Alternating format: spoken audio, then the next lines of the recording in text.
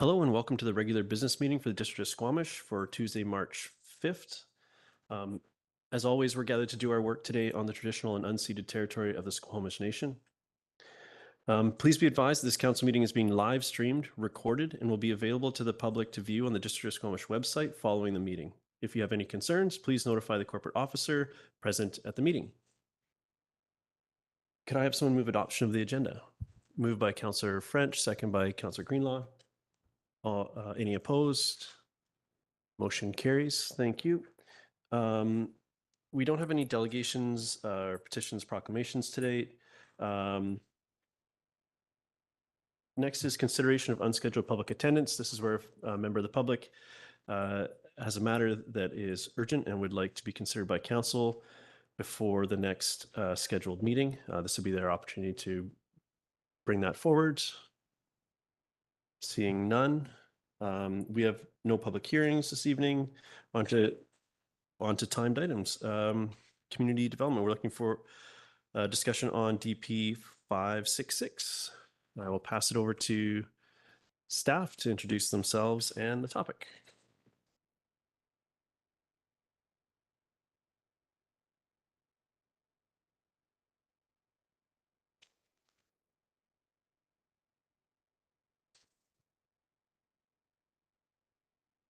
Thank you, Mayor Herford. Good evening, Mayor and Council. My name is Brian Daly, planner with Community Development. I'm here tonight to present a development permit application at 1450 Highway 99. Subject property is 1.75 hectares in area and located on the west side of Highway 99, immediately south of the Shell gas station, and is currently developed with an older industrial building at the southern end of the property. This DP application seeks to establish the form and character of a light industrial development in 5 buildings. The site is accessed off Mill Road, which is located on the west side of Highway 99. The northeast corner of the property is subject to environmental setbacks from a wetland that is located partially on the subject property and partially within the Highway 99 right-of-way. Building height is 9.75 meters, which is less than the 15-meter maximum height permitted in the I-1 zone. Lot coverage is 39%, and the proposal meets the parking requirements of the zoning bylaw. 3 wild-safe waste enclosures are proposed across the site. A variance is requested to section 33.5, number of buildings per lot in the I-1 zone to allow for more than 2 principal buildings. Staff are supportive of the variance request as it will allow the applicants to maximize the employment space provided on site while also breaking up the buildings to reduce the overall massing. The character of the building is tilt-up concrete construction, typical of other light industrial developments. The building elevations include 5 different materials, including wood grains, profiled metal sheathing, precast concrete, 3 glazing types, canopies, and other projecting surfaces, as well as trellises and special features. The color choice and materiality reflects the prominent location adjacent to Highway 99. 2 silos are proposed to reflect the existing Ilaho logging silo on site. The silo acts as cover for proposed Class B bicycle parking stalls. 4 pedestrian amenity spaces are proposed throughout the site to provide gathering space for customers and employees. The space provided includes outdoor, covered seating. DP 566 was presented at the July 8th and November 18th, 2021 advisory design panel meetings. The panel reviewed the project and passed a motion that the ADP supports the development permit as presented, but would like the applicant to resolve the following recommendations shown on this slide and return to present the revised project to the ADP. The applicant has prepared a revised design that sufficiently addresses the previous ADP comments and should not require further ADP review. As the revised design was a substantial improvement and adequately addressed all of the comments provided by ADP, staff felt it was not required to return to ADP for additional review, but rather move forward to council. To inform the community, per policy, the project was posted to the district's development showcase and a development sign has been posted at the site. Variance notifications were delivered to properties within 100 meters of the site, and no comments or requests for public information meetings have been received to date. Given that the proposal meets the DPA 3 guidelines, staff recommend approval of DP 566, including the variance request to allow more than 2 principal buildings subject to the conditions noted on this slide, You will note on this slide that there is an additional condition that was not included in the staff report, and that is to provide a revised landscaping plan to substitute any species that are non-compliant with the wildfire landscaping management bylaw. It was brought to staff's attention by a member of council that there were a few species proposed that were not compliant with the bylaw. This was an oversight by staff, given that this application has been in so long, it preceded these regulations coming into effect. But the applicant has been advised that this would be required, and they are in agreement to do this. That concludes my presentation. I'm happy to take any questions at this time. Council, questions? Councillor Stoner. Thank you, through the chair. My first question is whether this falls under our priority projects, given it's 100% employment. Through the chair, yes, it does. And so it's currently in that lineup, or has the priority project list been full and this is just following our regular application process? Through the mayor, I believe it was, and then a significant amount of time passed while they were revising the design. So the project queue is likely filled back up again. Got it. Thank you. Just for clarity in terms of referring back to ADP. My other question is I think one of the only ones that I saw from the ADP comments that I feel like haven't been addressed is the issue of continuous covered walkways. I'm just wondering if staff can speak to why we're moving this forward, given it doesn't adhere to that DPA guideline. Through the mayor, in discussions with the applicants, it was noted that this was not possible given that it was an industrial development and there needed to be breaks in the overhead walkway to allow for the overhead bay doors and for loading and things like that, given the industrial uses. All right, that makes good sense. My last question was just whether we require active transportation trip end facilities in industrial buildings, and if so, where are those located in this development? I didn't see those. Through the chair, I believe that those are only required in the business park. Particularly on this site, it would be challenging because there is not really active transportation to get there, though I do believe that there are a few trip end facilities proposed in the buildings. Their specific location, I cannot recollect off the top of my head. Thank you. I have Councillor French.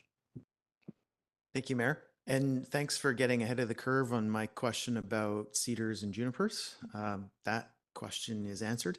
I also wanted to ask about the accessible symbol that's throughout the architectural documentation. It's the old school symbol instead of the more modern active symbol. So I'm wondering if staff will convey to the proponent that we prefer the use of that modern symbol. Through the mayor, staff will convey that to the applicant.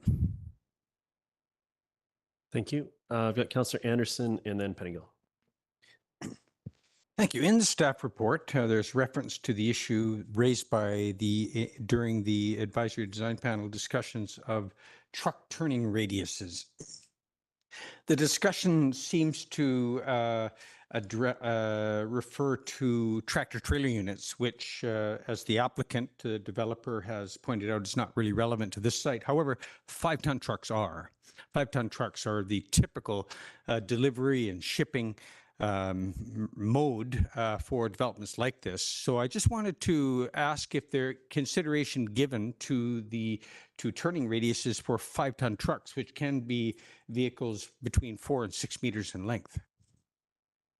Through the mayor, I believe that the applicants did provide truck turning radiuses on the site plan. If they're not shown on the development permit drawings, they were likely shown on the civil drawings, and this likely would have been a request that was made by the Ministry of Transportation and Infrastructure, as well as they are responsible for approving the site plan for the site. Thank you. My second question concerns viewscapes, our concern with impressions from the highway, but we also have the Laurelwood Road, which will be an important arterial route in and out of downtown Squamish.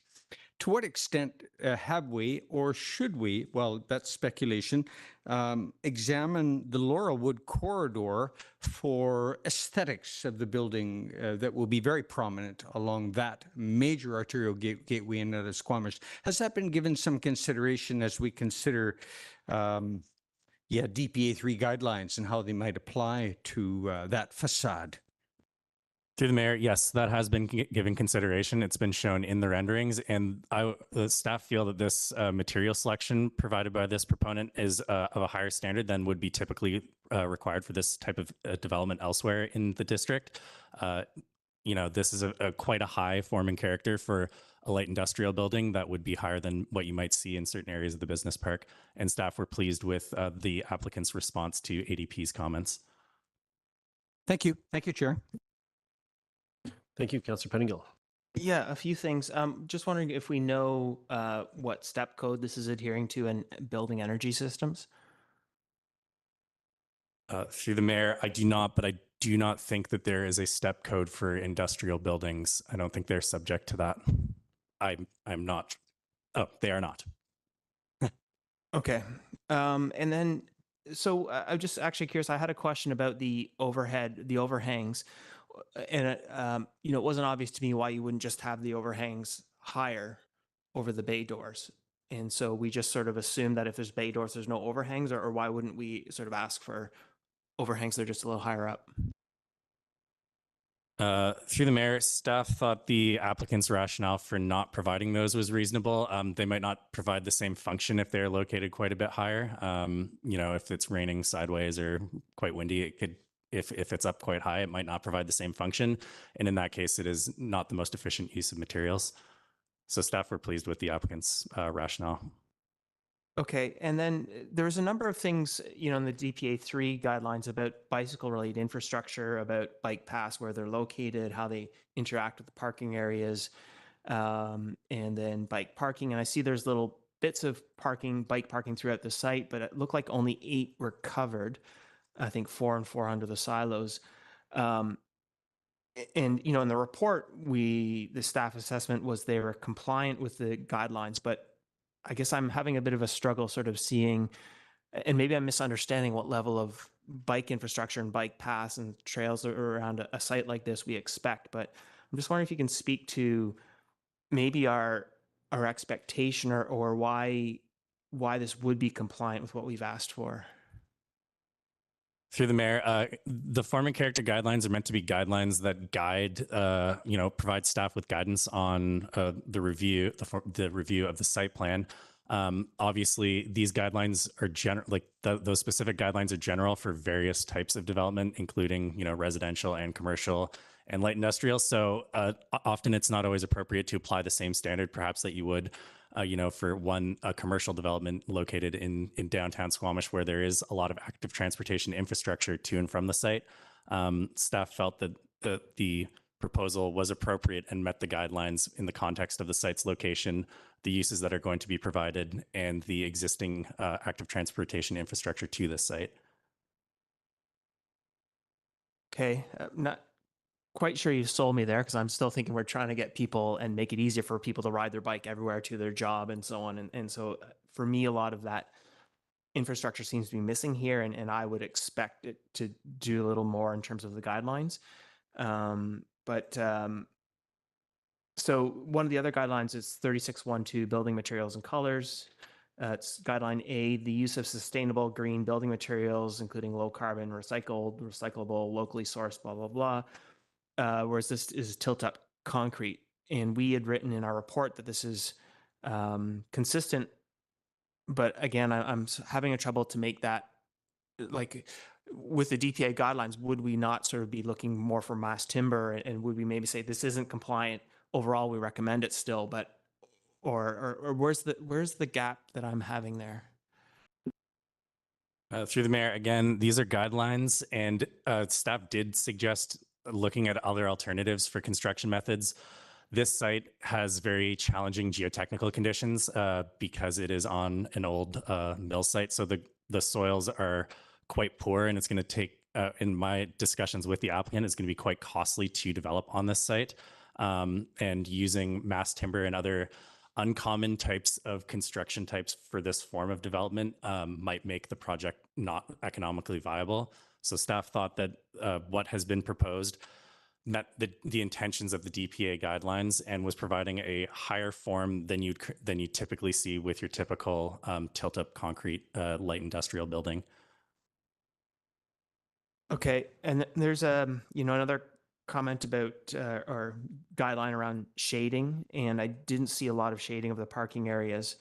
And then a piece about public art installation, creative embellishments. There we said not applicable.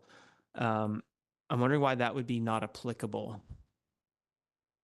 Through the mayor, because it was not proposed and it's not typical that we try and secure public art on light industrial projects. Staff are really pushing the applicants on trying to provide a higher level of form and character in the material selections, given that it's a prominent location adjacent to Highway 99. And staff felt that the applicants did a good job of setting a higher bar and meeting the majority of the comments provided by ADP. So staff did not apply that guideline in this instance. Okay, and then the final one, we said they were consistent, but the cool roofs and pavements made of highly reflective and emissive materials, blah, blah, blah. It wasn't clear what was being done there in terms of, you know, reflective, cool roofs, all that kind of thing. And Through the mayor, I will pull up the architectural drawing so I'm not misrepresenting this, but my understanding it was an asphalt roof and it was in a color of blue. And the architect noted that this would meet that guideline. I'm not an expert on cool roofs, so I typically defer to the architects to confirm their compliance with those more technical design-related guidelines.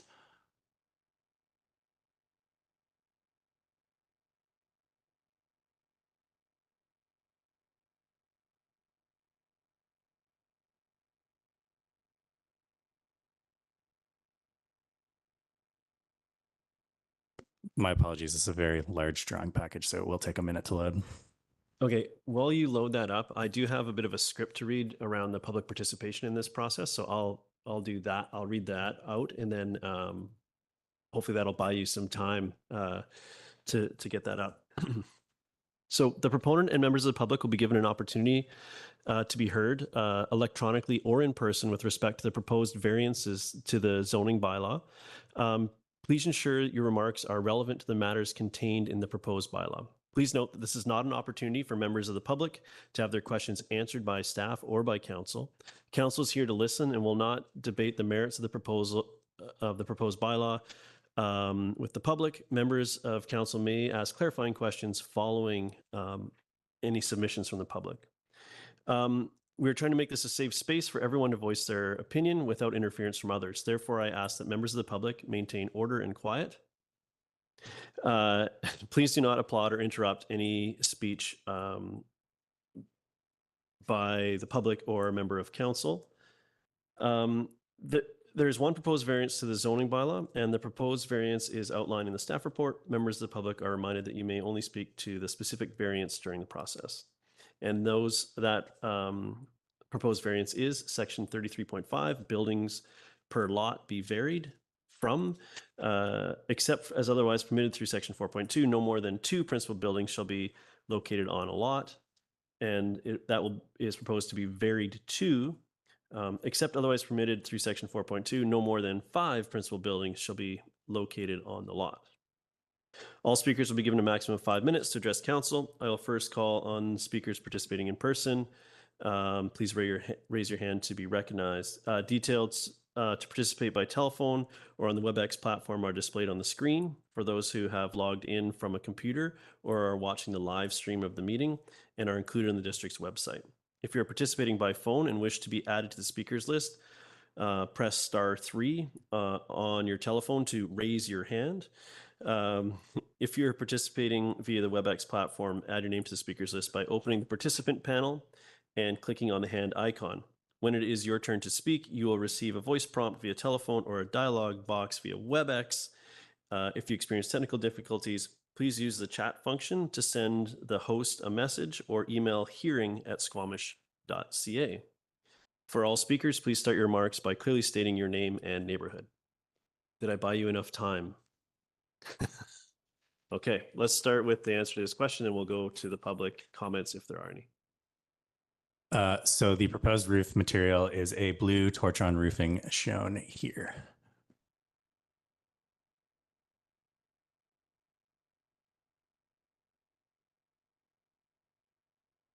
Does that fully answer your question, Councillor? As fulsome as we can? Okay. Any other questions from council before I go to see if the public has any input? Submissions? Not seeing any hands. This is an opportunity for the proponent or the public to speak to the matter. Is there anyone that would like to speak to this in council chambers? Seeing shaking of heads, is there? I'll just go to our moderator. Is there anyone online that has raised their hand, either by pushing *3 on the phone or using the hand icon in the WebEx platform? There's nobody online at the moment. Okay. All right. Well, thank you for that. So, council, we have a staff recommendation before us. Do we need additional clarity, or I'd entertain a motion if there's one. Councillor Anderson? I wish to move the staff recommendation. Okay, moved by Councillor Anderson, second by Councillor French. Would you like to speak to it, Councillor Anderson? Yes, please. I'll make some general observations. Firstly, there is reference under policies in the report to council under prepared for the future that the DPP 566 would increase the amount of employment space on an underutilized parcel. In fact, there's a trade-off here. We are gaining in light industrial space, and this will be a gain in net employment, but we're losing medium industrial space, and the former tenant there is now inhabiting a tent on temporary premises, and one of the largest employers in the regional forest industry is working under tents. So we need to think holistically on this topic of industrial land, employment lands. Secondly, I think that the staff, together working with the applicant, have done a good job on a tilt-up concrete structure. Probably the best I've seen. It's really a good effort. However, I think that we need to look more generally, and I am purposely addressing general comments concerning our ongoing policy and policy development. I've spoken to this in the past regarding colors. The DPA guidelines specify warm or natural colors found in the local maritime or temperate forest rainforest environment. Why? We have 160 to 180 days of rain or overcast weather. Maybe we should be looking at addressing this policy. Secondly, regarding the silos, the silo on the site was used by Reichhold Industries, not Ilaho Logging. It was used for storage of hemlock bark for processing into adhesive products for about 20 years. And just a bit of historical background that with the effort that we're making, I think we should try to recover that information and not be misguided in our efforts to satisfy other DPA guidelines. DPA guidelines and the report to council address identity, character, and Squamish brand. I think it's important that I see in the project design brief, we're addressing, quote, historic feel, quote, paying homage to a 20th century style, and, quote, history of original buildings. Why? Why do we need to think so narrowly in our efforts in the built environment? So again, my comment's very general. So I think that what we can do is provide tools for the architect, for developers, in providing historical context statements that will give them some if they wish and we wish to use the history of the area as something that we wish to build on. We need to provide tools and information, do a better job of this. Finally, let's free the architects. Let's not only offer that historical context, but free the architects with new in future development permit area guidelines that can freshen up our perspective on what we'd like to see in the built environment. And also, what is authenticity for Squamish? I think this is an important question with the development that we're seeing, that we will see. What is it we wish for our built environment with respect to aesthetics and authenticity? I'll leave my remarks for that. To come back to the meeting, though, I think that the team, the staff, and the developers have done a good job under the circumstances and opportunities that they're addressing. Thank you.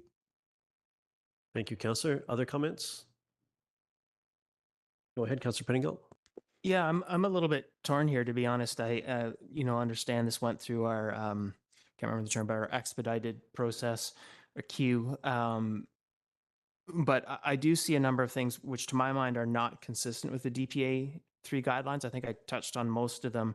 When I read through the preamble to DPA 3, it says it doesn't speak to different standards for industrial, commercial, or residential, except where it's specifically called out. It says if we have different standard, we will explicitly identify that. But none of the guidelines I spoke to were specific to multifamily. Like they are, as I read the policy, inclusive to industrial. And so I'm not sure if, I mean, to me, these guidelines make sense for an industrial and other developments. If our intent is to provide a lower standard for industrial, maybe that's some clarity we need to include in our policy, because it doesn't read to me like that. So, having worked until very recently at a light industrial site, I was not the only cyclist to and from work every day, and it was a challenging site to navigate. And as we really have a priority for mode shift, I think some of these things, which in the grand scheme of a development like this, I think should be smaller things to accomplish. And so I would like to see a little better, from my perspective, compliance with the DPA 3 guideline on some of these things. So see if my colleagues have anything else to add, but I'm still stewing on this one a little bit. Thank you. Council, any other comments? I'm speaking in favor of the motion. I think to the item that we're varying, which is the number of buildings on the site, I think that makes total sense for the site. I'm happy to. This is why we have a process that allows for the requirements to be varied, and I'm happy to support that. I think that's a totally appropriate use. I do think I have some concerns around the active transportation piece. We have seen the uses of these light industrial buildings when these actually get tenanted. It looks different. Now we may, it's meeting our minimum requirements, but I think that the proponent will be well served in finding ways to exceed those as they look to attract and retain businesses in there and going forward. So I think that so I think this can move forward, but I think as things sort of develop and evolve there and become tenanted, you may find that there's a pinch on the bike parking. It is centrally located. This is walking distance from downtown. A lot of folks that will be working there will be living downtown. It's a short bike ride, it's a short walk to the site, and there are some access challenges from an active transportation perspective, but I think a lot of people will be looking to get to work that way and to do business in this area that way. But I don't think that those concerns are enough to hold up this at this point in time. So I'm happy to see this proceed. Councillor Stoner. Thank you, through the chair. I will be supporting the motion that's on the floor. I think that the variances that are being requested are reasonable. In terms of switching from 2 buildings to 5 principal buildings, that's really the request that's before us. Appreciate some of the concerns that my colleagues have raised in terms of active transportation access and end of trip facilities. I think as I think through where the site actually is, the bigger challenge is how you'd get there by bike in a safe and comfortable manner. And I think that work falls on us as government, not as on this particular development proposal. So I think that that's something that we can continue to work towards as that particular area develops. But I think that what is before us and the request for variance of principal buildings from 2 to 5 is reasonable, and appreciate my colleagues' catch on the use of cedar and juniper. That's a great change. Thank you very much. Thank you. With that, I'll call the question. All in favor? Any opposed? Councillor Pettingill opposes. Motion carries. Oh, and Councillor Greenlaw opposes. Motion carries. Thank you. Hey, Council, we're now on to the consent agenda. So if anyone would like to pull an item, this would be the time. If not, someone would like to move the consent agenda. Moved by Councillor Stoner, second by Councillor French. All in favor? Motion carries unanimously. Thank you. Next up, we have consideration of council committee recommendations. This is the Squamish Housing Action Plan overview and the funding that involves funding mechanisms for the Squamish Housing Society. Moved by Councillor Stoner. I'll second that. All in favor? Motion carries. Thank you. Next, we're on to bylaws.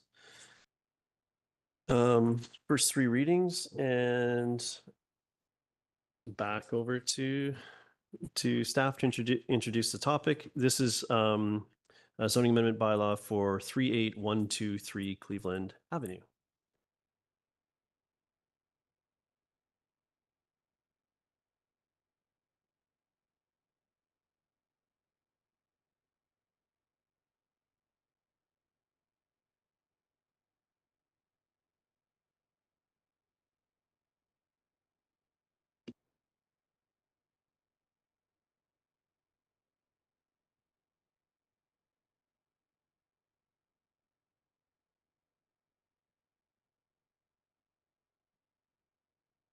Good evening, Mayor and Council. My name is Jessie Fletcher, Manager of Current Planning with the District of Squamish, and tonight I am presenting a rezoning application for council consideration of three readings for property located at 38123 Cleveland Avenue.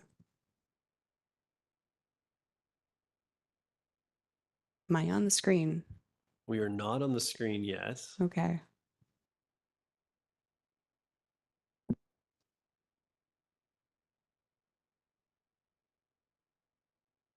Feel like we're going in the right direction. There you go.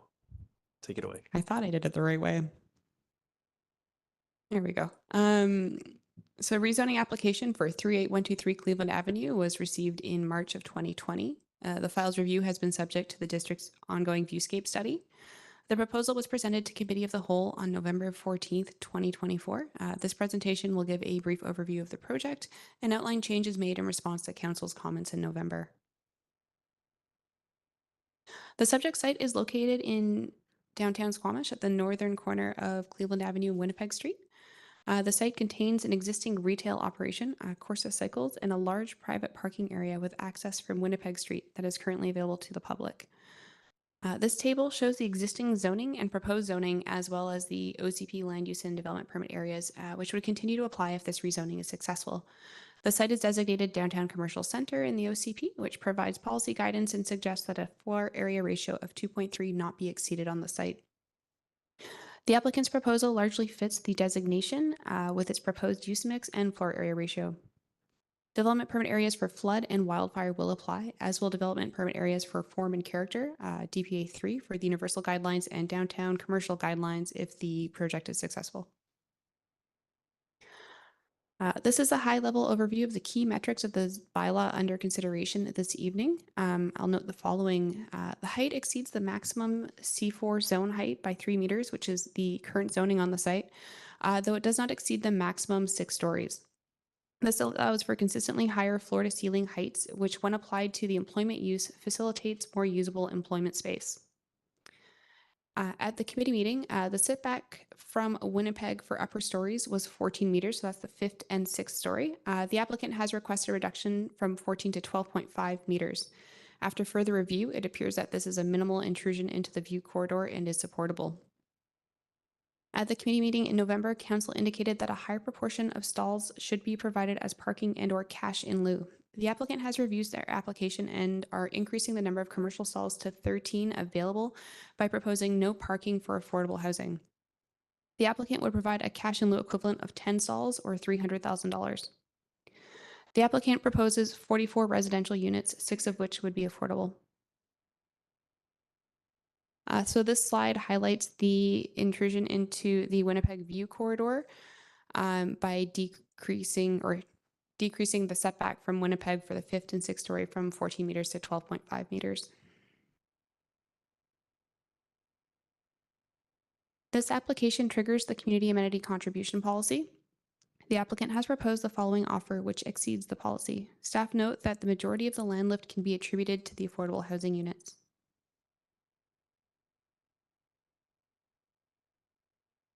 Council had several comments for the applicant after presentation to committee in November. The following slides highlight those comments and changes the applicant made in response. In response to the request to consider a gathering type space in the building, the applicant has not changed anything. At the committee meeting, staff suggested that this item be considered as part of a general review of the C4 zoning and downtown in the future. Council had requested a no gas covenant for the commercial space. The report noted that a GHGI of 1, which is consistent with the building bylaw bonus for step 2, would be achieved, but the applicant has since clarified that they will enter into a no gas covenant for the entire building, residential and commercial uses. The motion has been amended to reflect this. Staff note that based on our best understanding, a GHGI of 1 is very unlikely to include the use of gas fixtures in a Part 3 building. However, to improve certainty, the applicant is willing to enter into a no gas covenant. Council requested a larger 2 and 3 bedroom mix, including a 3 bedroom for affordable housing. The applicant has reduced the number of affordable housing units from 7 to 6 and included 1 3 bedroom unit. The applicant has also increased the proportion of 2 and 2 plus den and 3 bedrooms in the project overall, bringing that mix to 29% of the overall unit count. OCP policy advises that 20% of the new residential projects be 3 bedroom. However, given this project's location, staff are supportive of a slightly lower unit mix. The applicant will make a contribution of $30,000 to the Public Art Fund. Current policy requires a maintenance contribution to accept public art installations. Staff believe that given the proposed amount, maintenance will fall on the district, and it would be a better use to direct the funds to the Public Art Fund rather than install art at this time, as the district does not have capacity or budget to maintain it into the future at this time. Council expressed concern at the proposed parking and encouraged the applicant to find new commercial stalls.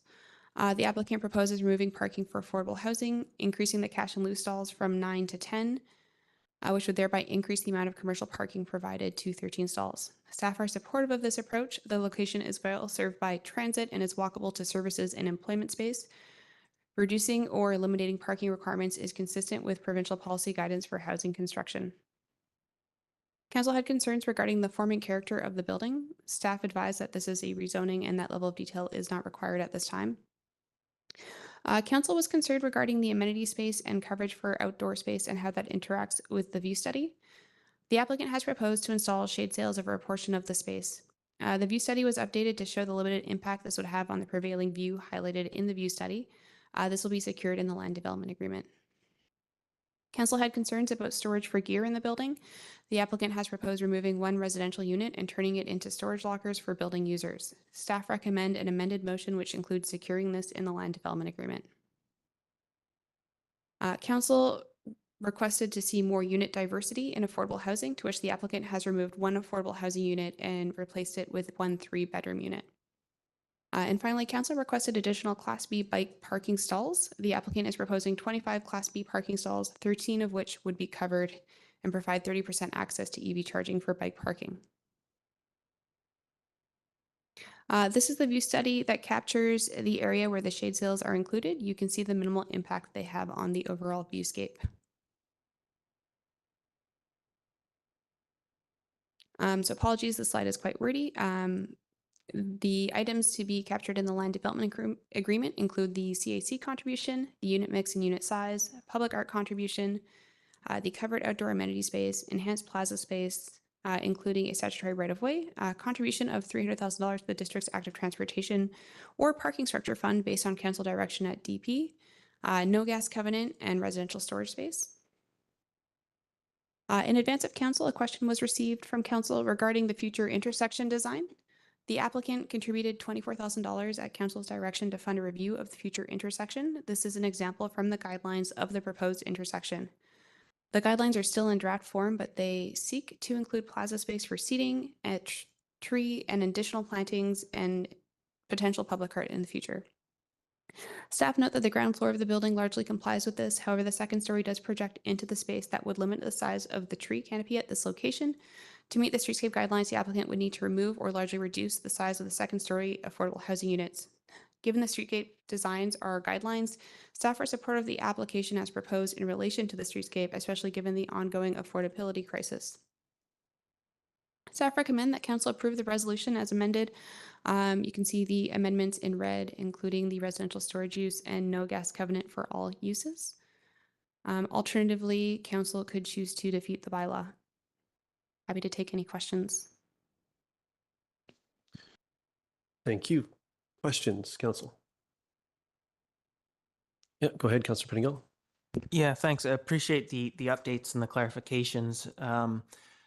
The if we approve this proposed bylaw that talks about maximum densities and minimum setbacks and so on, and then when these corner guidelines come into force, what is the interplay and when does that happen at DP? Are we able to say, well, yeah, you in theory have this density, but we want to hold hard to the corner guidelines, so you'll have to build your building around that, and that may mean a bit of a loss of density. Is that something a conversation we can have at DP stage, or are we sort of we need to make that call or that decision now at the rezoning?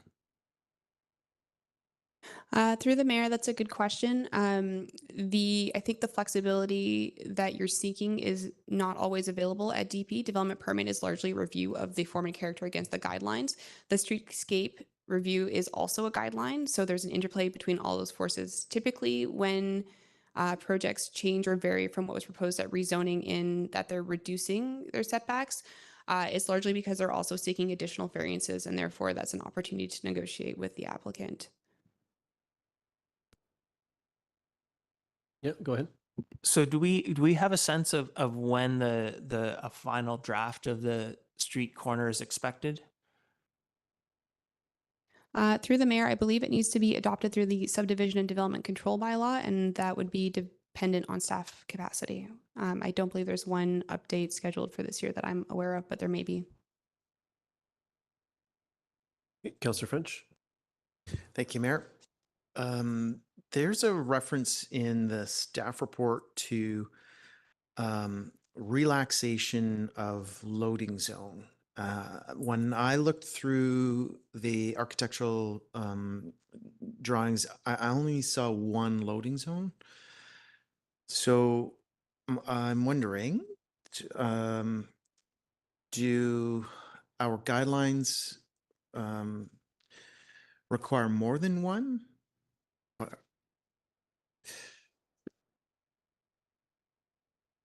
Through the mayor, the project as proposed, the bylaw does conform with our zoning bylaw. I believe we have amended the zoning bylaw so that it would only require one loading space at this time. That may have been my error in the staff report. Okay. Yeah. Thanks.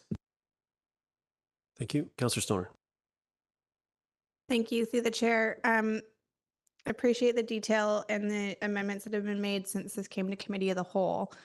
The parking, I think, still falls a bit short from where I think our conversation landed as I heard it in committee of the whole, particularly in terms of the number of stalls that were being bought out in terms of cash in lieu. So I'm just wondering if you can illuminate that conversation a little bit and where it landed, and also appreciate that your alternative recommendation is to defeat and not to refer back or give second reading and refer back to staff. And so I'm just wondering if you can also speak to that. Thanks. Thank you. Through the mayor. So at the previous council meeting, council was clear that the number of cash in lieu needed to be in a larger amount than what was provided at that time through multiple conversations with the applicant. This is as much as they can do given the project's constraints. So from an economic perspective, they're unable to offer more. Staff recommendation for the parking amount is within our policy in terms of mode shift and moving towards other forms of transportation and following provincial guidance as it comes to parking and housing and not setting minimums. So that's the basis of staff recommendation. Given what the applicant has communicated to us about being able to deliver more in terms of parking and understanding the sensitivity of the issue for council at the last committee, staff would recommend that there likely isn't more room to move there, and therefore if council does not want to entertain further like the parking as proposed at this time, that defeat might be a more suitable alternative rather than referring back and continue to work on the zoning. Councillor Anderson. I should apologize that I should have read the public art policy prior to the meeting in advance of my asking this question, but the staff report refers to maintenance requirements for public art and the public art policy requiring a maintenance contribution. I was wondering if you might be able to elaborate if there's any flexibility in this matter, because public art can take a variety of forms, and there's a lot of experience around the Lower Mainland of, for example, inlays in a concrete sidewalk where there is very little, if any, maintenance required unless there's some drainage issue or design issue. Can you elaborate on whether this is a fixed policy that at this time there isn't a workaround? Thank you. Through the mayor, that's a very good question. To that, in conversations with, and I'm spacing on her title, Sarah Morris, who is the keeper of the policy. We are in the works of developing a new policy, and that maintenance piece will continue onwards. There is a struggle to continue maintaining the art that we have. There's quite a lot of maintenance that goes into it. The public art is quite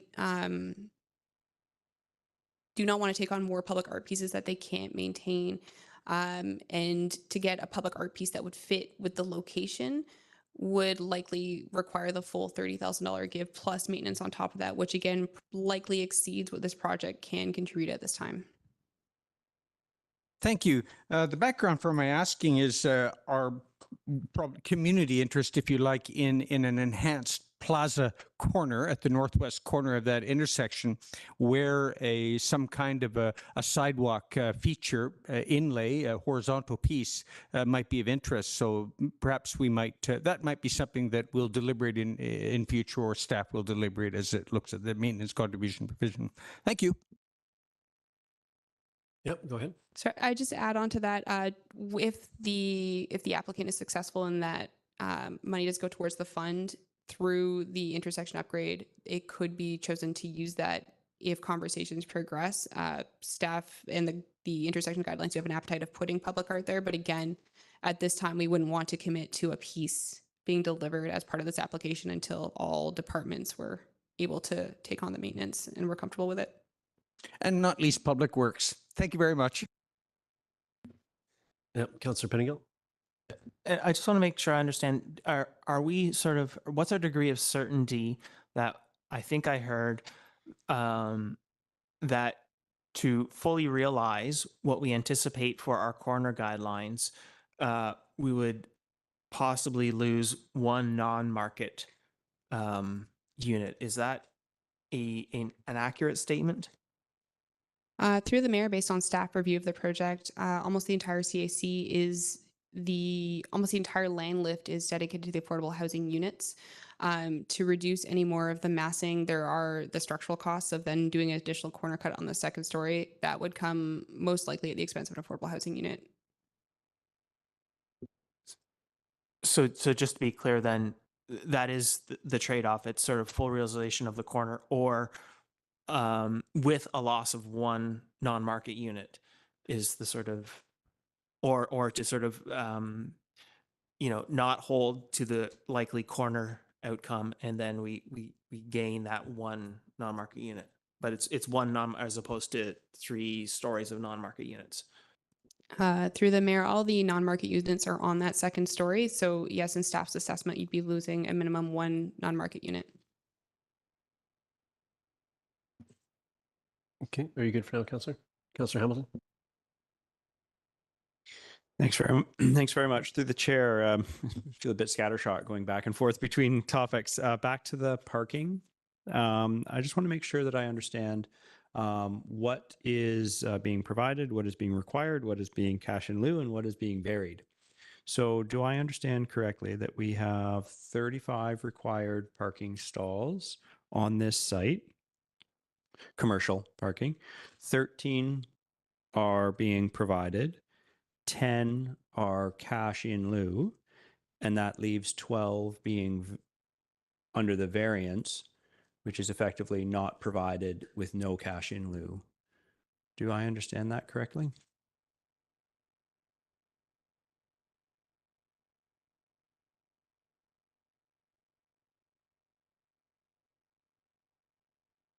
Through the mayor, I might need to get you to repeat that. But if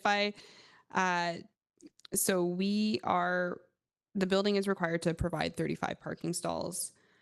We would require 13 dedicated commercial stalls and the 38 residential stalls. And I'm not going to do that math in my head right now because it won't work. Then instead of where we would normally use the cash in lieu calculation of the bylaw, it wouldn't work in this scenario because they would be short cash in lieu stalls. We would secure the contribution of cash in lieu in the land development agreement and ignore the stalls that they're not meeting as per the bylaw, which I believe is 4-ish at this point, or 8 for the affordable housing. Don't quote me on that one, but basically they won't meet the full cash in lieu. So we are proposing a workaround.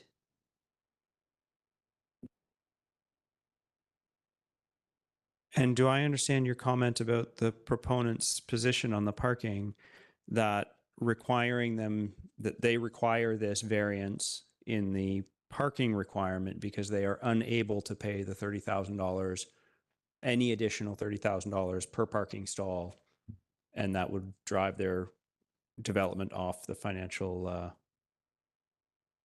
viability spectrum? Through the mayor, that is staff's understanding of the project, that an additional cash in lieu contribution would make the project no longer viable.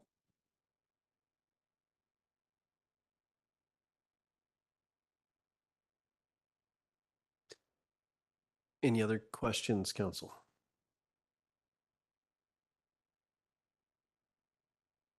Yeah, no, almost, Councillor Stoner. Okay, I'll just take this opportunity to highlight the staff recommendation that appears in our agenda package. Didn't have the language around the storage space in the LDA. So if anyone wants to move a staff recommendation, we need to include that. If there's an updated staff recommendation. Is that more up to date than the one that I have in front of me?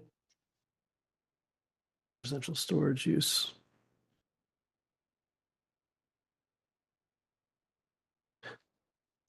There it is.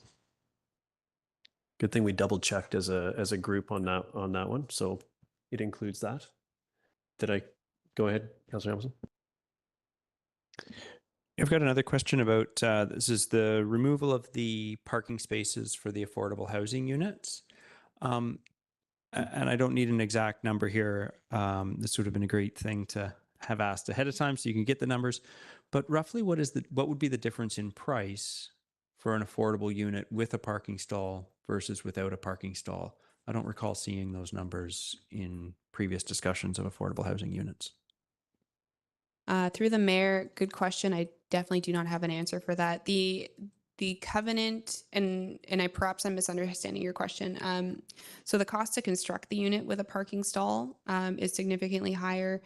5 years ago, that number was about $30,000. What our cash in lieu is, it's likely more now. The way that a perpetual affordable housing policy and the covenant that would get registered on title is 80% of market rents based on a formula. So it doesn't include the consideration of parking, and there is no obligation for the operator of those units to offer the parking. So the parking would get constructed, but in theory, that doesn't necessarily mean that that comes with a parking stall, as with most rental units. Okay, thanks. I guess I was just a little confused by staff's comment on page 3 of the staff report regarding the reduced parking requirements. Given the cost of constructing parking stalls is large and passed on to the end users, a lack of parking associated with affordable units may encourage greater affordability. Through the mayor, the lowering the cost of construction by reducing the requirement for affordable housing parking stalls has been proven out through other projects in other municipalities, Edmonton, for example, and that was where that comment was coming from. Obviously, staff can't control the end price beyond the covenant, but reducing the costs associated with affordable housing encourages the construction of affordable housing. Okay, thanks. I understand. So that's a comment in general. If housing doesn't come with parking, it's cheaper, but it doesn't make these units cheaper for the people who are going to be renting them. Through the mayor, we have no control over that. It may not. That would be an end user decision based on the cost of developing units.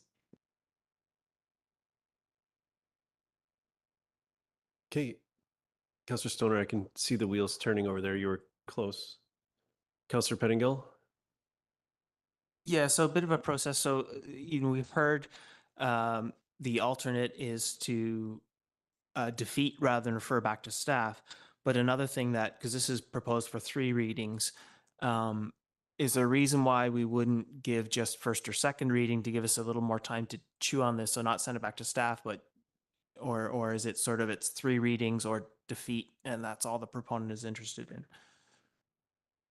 Staff would typically, through the mayor, recommend a lower number of readings if there were still things that didn't meet district policy. When staff are assessing the rezoning, they'll rezone it against district policies. This project, from staff's assessment, does meet policies. So from a staff perspective, there would be no reason on our end to delay readings. If council did want to amend a motion and recommend changes prior to bringing it back for readings, that would be council's prerogative. Yeah, and thank you for that. And from my perspective, if there's conditions for future readings that need to be addressed before we get to that point, that would be a reason to provide 1 reading and allow that to be addressed. So that is a possibility, but just to the concept of having it with no guidance to make an adjustment and just provide 1 for it to come back to us from a council agenda perspective and from a use of time, like unless there's something to happen in that time, I don't see the benefit of doing that, and generally wouldn't be supportive of that. But Councillor Stoner? Yeah, can staff also just clarify why there's no proposal for this to go to public hearing? Through the mayor, as per the new provincial guidance, because the project consists of more than 50% residential, there's no requirement for, or we're prohibited from holding a public hearing for this because it does comply with the official community plan. Thank you. Okay, council, any additional questions? We have a staff recommendation up on the screen, including the updated language. Yeah, go ahead, Councillor Pettingill. I would like to test the resolution as amended by staff, but for 2 readings rather than 3, and I will speak to it if seconded.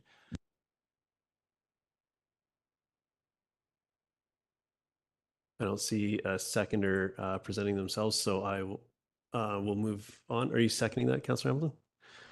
Okay, councillors, go ahead. Yeah, so my rationale here is I actually am quite supportive of this. I think the proposals around parking and so on makes sense. I appreciate the things that the developer has done. I am concerned though about the interaction with the corner and what our guidelines will be. My recollection is even in our last term, we really wanted to get this corner right, and it is a significant public space for I think all sort of demographics, and that is a very high priority. And as we sort of densify and so on, I think the livability of an area is key. And we had seen, I think, this corner as critical to that. And I know the development on the northwest corner has part of their struggles and going back and forth has been our sort of uncertainty and wanting to make sure this corner is right. And so to sort of say, oh, well, no, it's fine, you can stick into that corner, I'm not completely comfortable with that trade-off. So I would like to send it to second reading with a request that something that allows us a little more flexibility to see our corner guidelines come to fruition.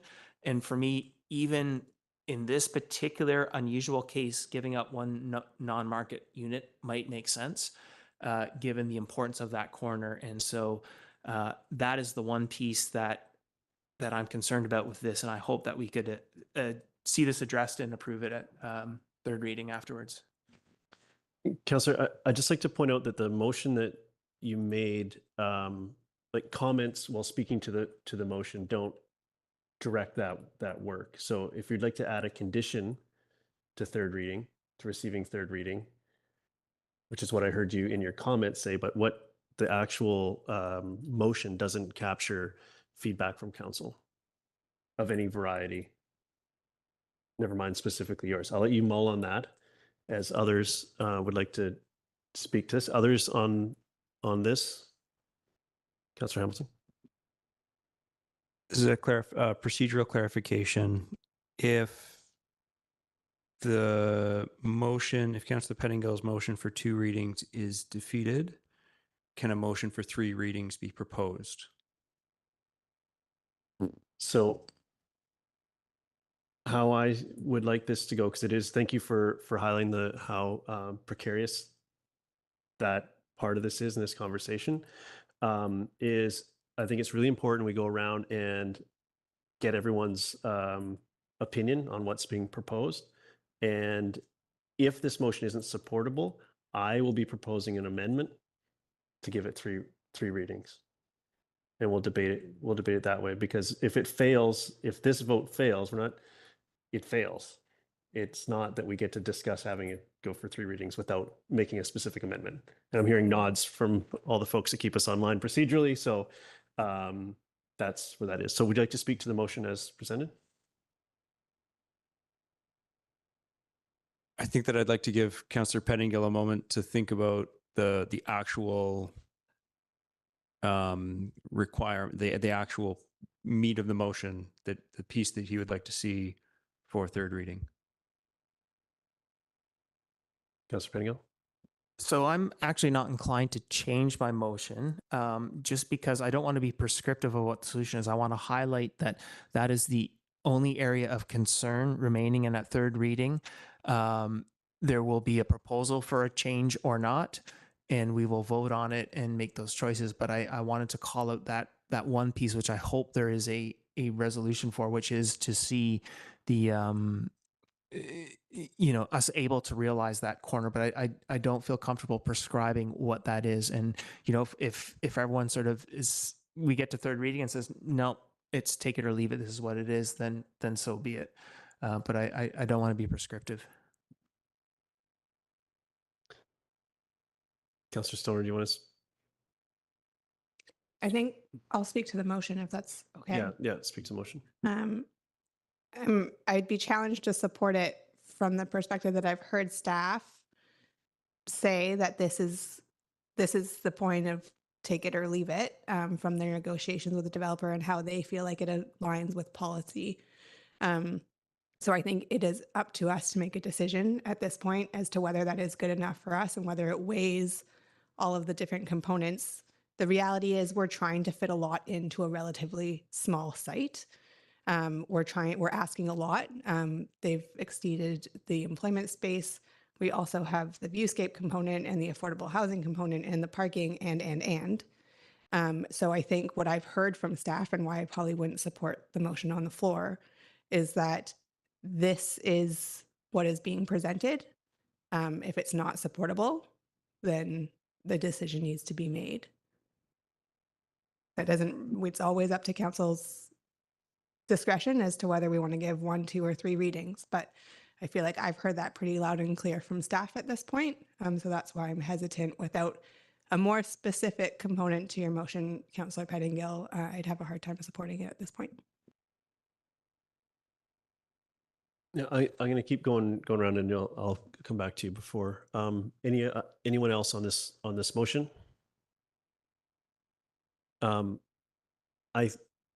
I think that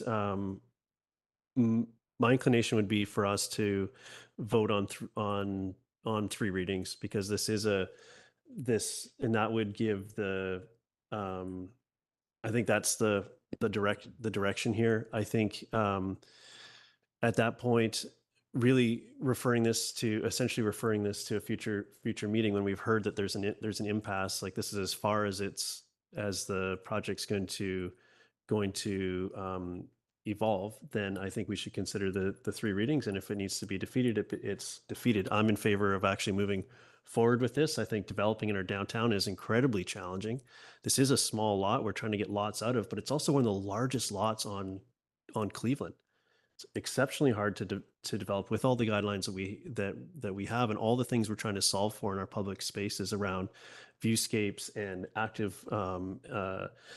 activated public spaces on corners and all those things. And I think that the proponent's been quite responsive to the viewscape work and all the pieces that we've been trying to achieve here. So I'm supportive of this moving forward, and without and particularly with this motion, without clearly communicating by way of motion, which is how we direct work, why we're only doing 2 instead of 3. I can't support that. So I'm going to move that we amend the motion to be 3 readings. If there's a seconder. Second by Councillor French.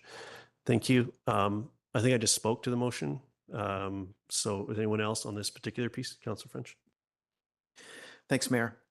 This project at this important intersection, I think, is a great example of how it is possible for projects to move, quote unquote, quickly through District of Squamish processes and new and changing processes thanks to our provincial government.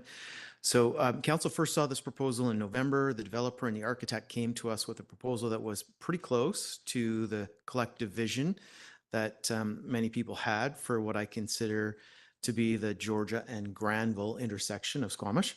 The development team clearly heard council's concerns from the committee of the whole meeting, and here we are just a few months later considering 3 readings of a rezoning bylaw. And for me, this development proposal at this time is as perfect as we're going to get it for this site and for Cleveland Avenue. Thank you. So again, we're speaking to why we're amending the motion to, just so everyone, this is going to be a little bit interesting. We're talking about the amendment itself, not, go ahead, Councillor Pingle. Yeah, and not sure. I'll see what everyone else has to say, but I'm not inclined to support this at the moment. And what I did hear is that there's no movement on parking, but that I thought I heard from staff that we could fully realize the corner guidelines if we were willing to give up one non-market unit. And for me, that is a reasonable trade-off. I wanted to, again, not be prescriptive of that, but to give that opportunity and to sort of hear from my colleagues and test the room on that. I think going to 2 readings gives us that opportunity to hear from all of you, and then to see if the developer wants to entertain that. And so that's sort of why I'm looking still for 2, and I think not supporting this unless my colleagues convince me otherwise. Thank you. Other comments? Go ahead, Councillor Hamilton. I am going to speak in support of the amendment. Thinking hard about this sort of thing, I think this is a case where we may be attempting to put perfection in front of progress. And I think that while this development, there are many, many great things about this development. There's 1 or 2 things: the corner, the parking variance, reducing the cash in lieu contribution are not ideal in my mind. But I think that the cost of delay may be greater than the benefit we gain from making progress. Thank you for that. Other comments on the amendment? Okay, so we're going to vote on the amendment. All in favor? Any opposed? Councillor Pettingill and Greenlaw opposed. Motion carries. So now we're back to the main motion as amended. Has everyone spoken to this, or would anyone like to make an additional comment? Go ahead, Councillor Anderson. To quote from the staff report, form and character at this stage is largely conceptual and will be refined and reviewed at development permit stage if this application is successful. I do recognize this, and that the rendering offered is, quote, a proposed building massing. That is the intention with the illustration.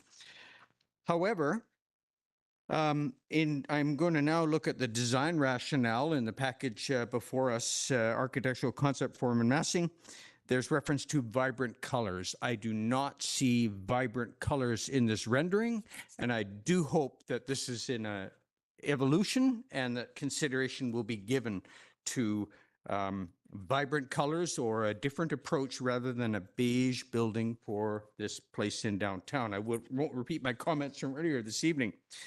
Secondly, regarding public art, I think that I hope that the enhanced plaza space that is desired and referred to at the corner of Winnipeg and Cleveland might be an opportunity for a mosaic. There are spectacular examples of tile or pebble mosaic installations in Vancouver, North Vancouver, and Surrey in plazas and public realm spaces.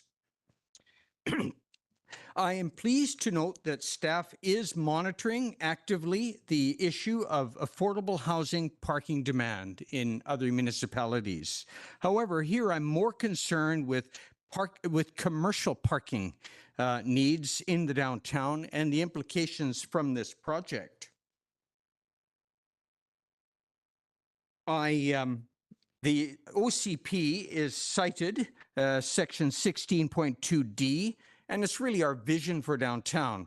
Well, this vision for downtown inherently involves demand, need for visitor and commercial parking.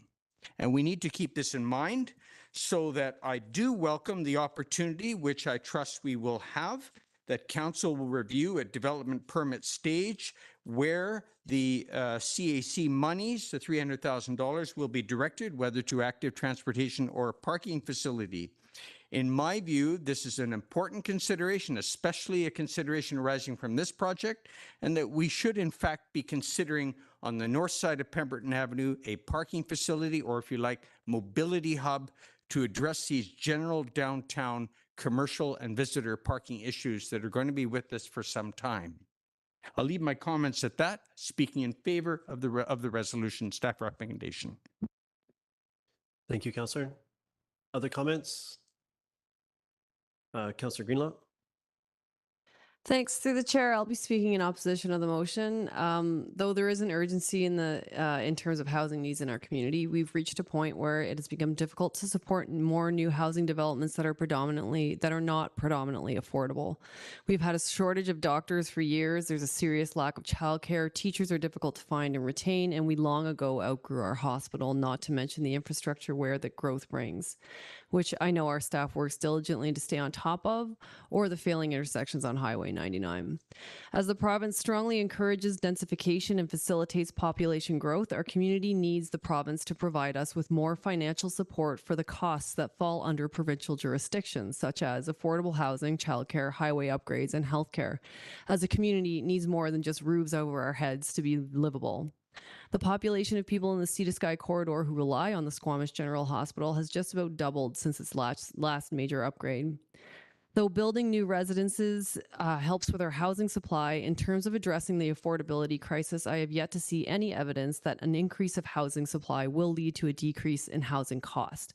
Furthermore, as building costs have escalated to $400 a square foot, it is not possible to make new builds affordable in a community that has a median household income of approximately $90,000 a year without heavy subsidization. This is me explicitly asking our federal and provincial governments for significantly more money to secure meaningful, affordable housing. Further to government sponsorship, I believe our district housing solution needs to be more inclusive of a housing spectrum that includes vehicle residency and encourages densification through tiny homes and other non-traditional living modalities, which can give individuals more autonomy, have smaller environmental footprints, and require less infrastructure. And I'd like to second my colleagues' comments about color and art. Thank you. Councillor Pettingill. Yeah, I will be supporting this. For me, the one outstanding thing was this corner, which has been a priority since last term. And I fear that where we're headed, I know this is not the form and character phase, but I fear that we're painting ourselves into a bit of a corner and will make the DP discussions, I think, a lot more difficult, because I'm not yet prepared to give up on. I feel those guidelines are really quite important. And so I guess we may have to have that tussle then.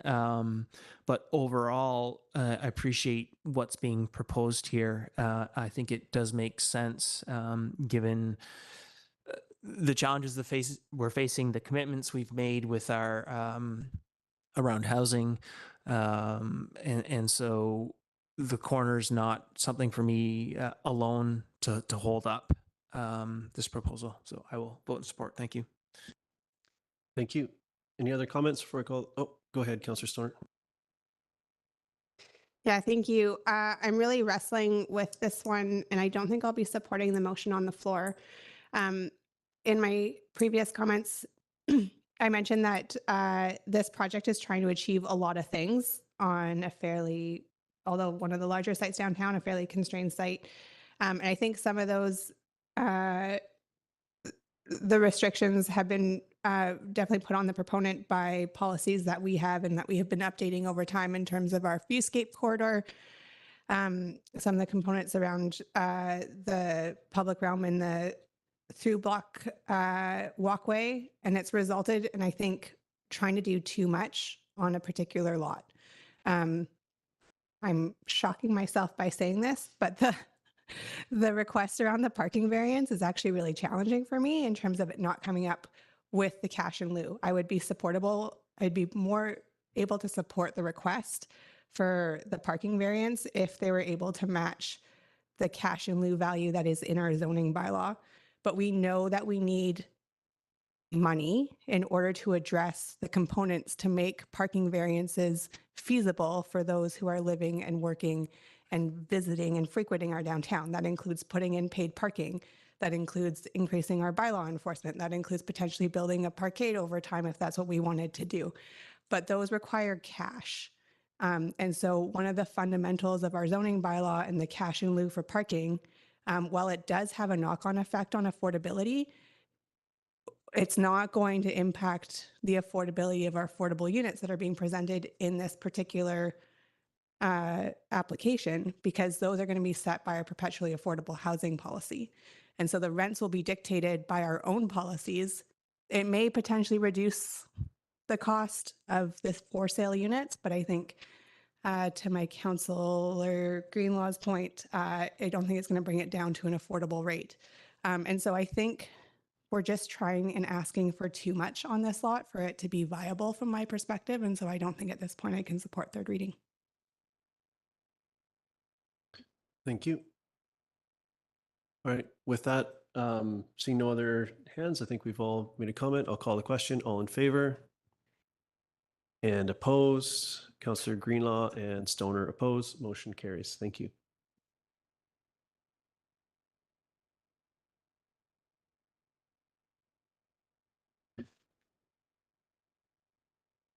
And we're changing topics, but not staff members. Now we're on to the District of Squamish Housing Agreement for 39541 Queensway, which is all rental. And this is bylaw number 3003/2023.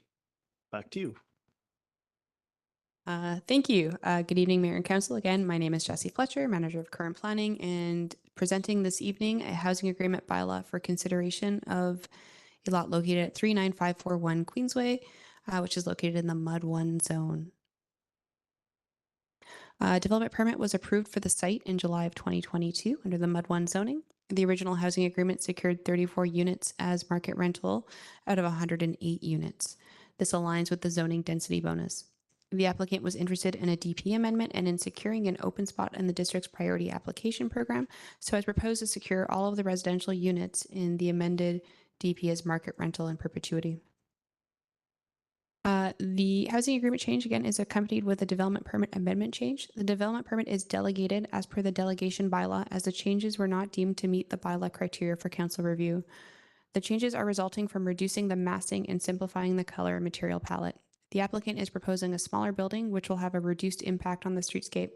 Parking is being removed to grade, reducing the impact on the below grade parking, on the groundwater table. The architectural language of the structure remains the same, and the building meets the zoning bylaw.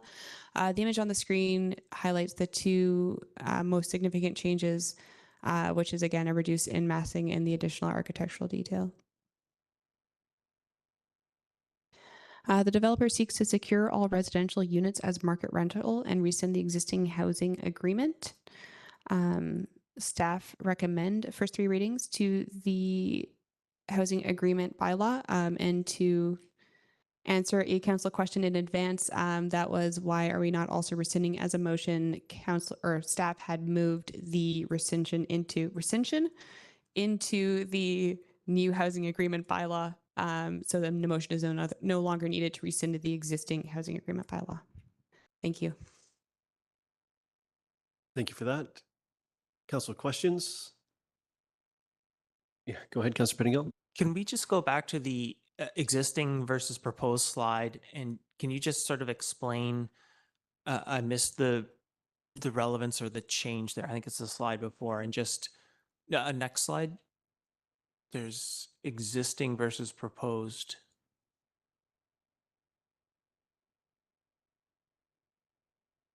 I think it's right after this one. Oh, Yes. this one, sorry. And just, can you just explain the change there, please? Thank you. Yes, through the mayor. So the existing housing agreement secures 34 units of the previous proposal as market rental. The new agreement would secure all of the residential units as market rental. The number of overall residential units has decreased with the amendment to the DP.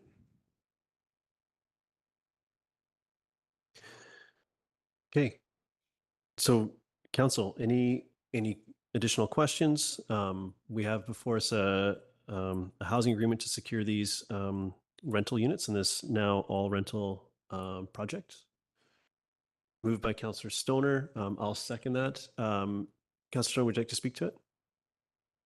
Yeah, this is a bit of a quirky request, I feel like, because the development permit is actually delegated, or the amendment is actually delegated to staff. So this is really just about the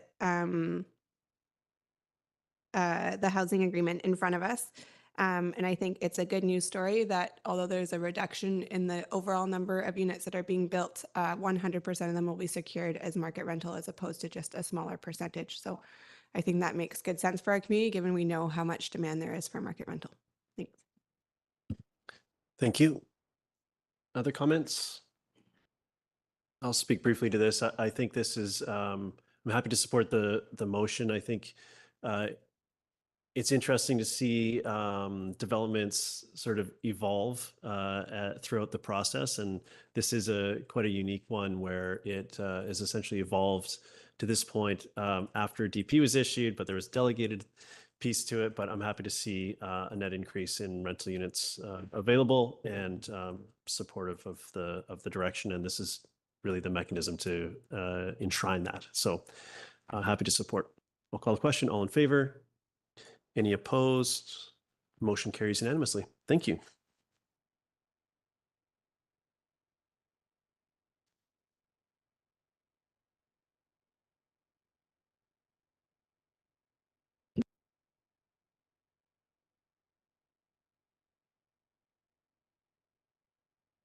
Okay, council, we're going to take a quick, we'll take a recess. Let's take 10 minutes and we'll come back. So that's, we'll come back at 7:35. Thank you.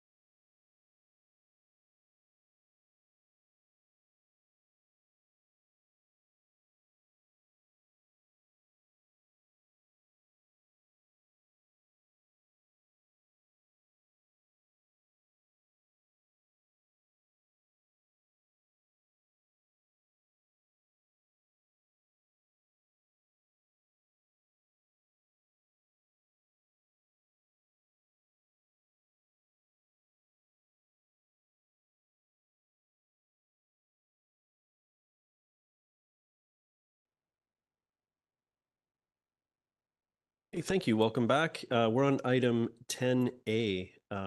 This is a report on the wood fiber, LNG, and FortisBC projects. I will pass it over to staff to introduce themselves.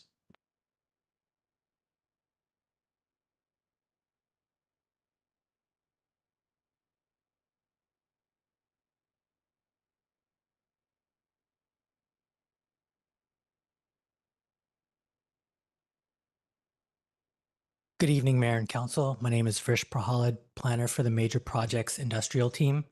I am joined by Julie Wengi, General Manager of Community Development and Sustainability. Today's presentation aims to summarize activities for the December 2023 through January 2024 period related to each project and provide anticipated project activities for the coming months. Currently, both projects are in the construction phase. Initial EGP works involve site clearing and mobilization, and initial WLNG works include site preparation.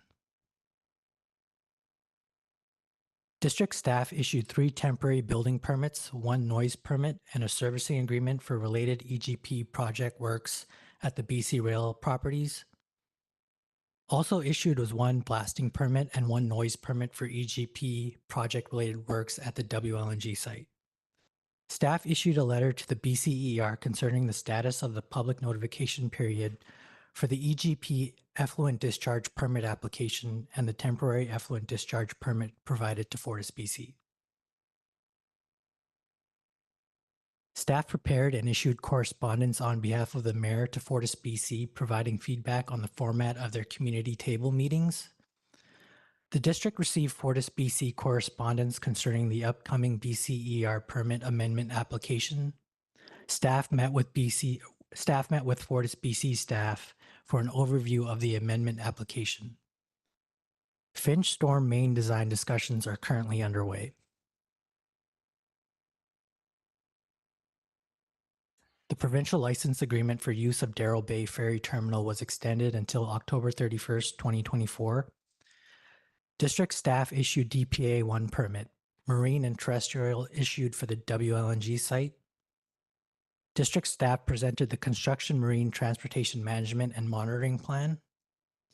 District staff participated in the Marine User Group meeting on December 5th, 2023.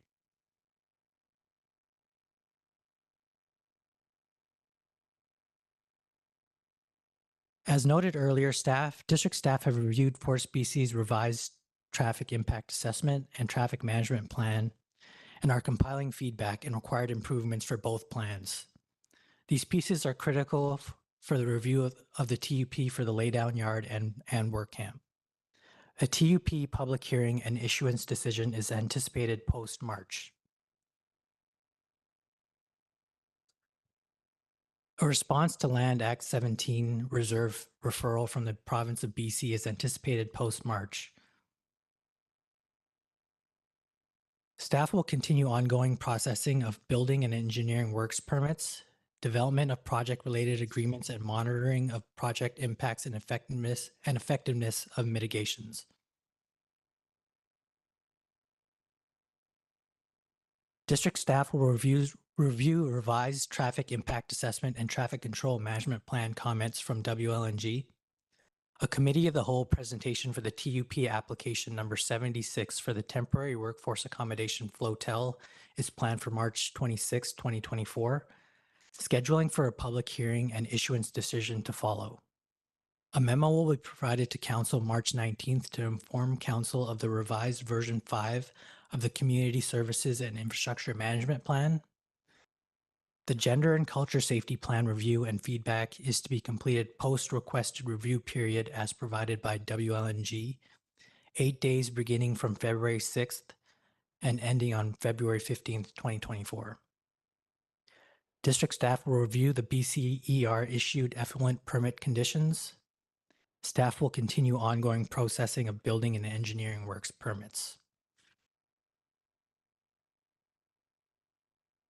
At the request of the district, WLNG has prepared a series of maps highlighting the various permits WLNG requires where the district is the lead authority. The mapping also highlights the other regulatory agencies reviewing the project and the respective jurisdictions.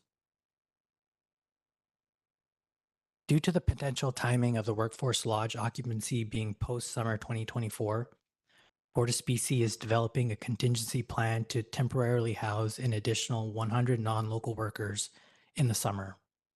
At present, approximately 180 non-local workers are temporarily residing in the Squamish community. FortisBC is investigating the potential use of the WLNG flotel accommodation, as well as the workforce accommodation options in the Lower Mainland, which would require the transportation of workers to construction sites via the Indian Arm FSR. To date, FortisBC has not confirmed the use of living out allowances in 2024. At this time, I would like to hand it back to the Mayor for Council's questions or comments. Various staff are here to respond to questions on specific topics. Thank you. I just want to remind folks perhaps that are joining online or viewing the recording that what we have here is a memo from our staff for our information. There's no decision being made here today on these items, but we do have staff available for questions of clarity or inquiry. So who wants to get us started with this? Questions? Councillor Stoner? Thank you. Through the chair, a related issue to this came up actually at the Squamish Regional District meeting last week, in particular with respect to notification around the noise permits that the district had provided. So I'm just wondering if you can speak to what our practice is around notice of blasting permits and noise exemptions, and do we refer or give notice to the SLRD on those items?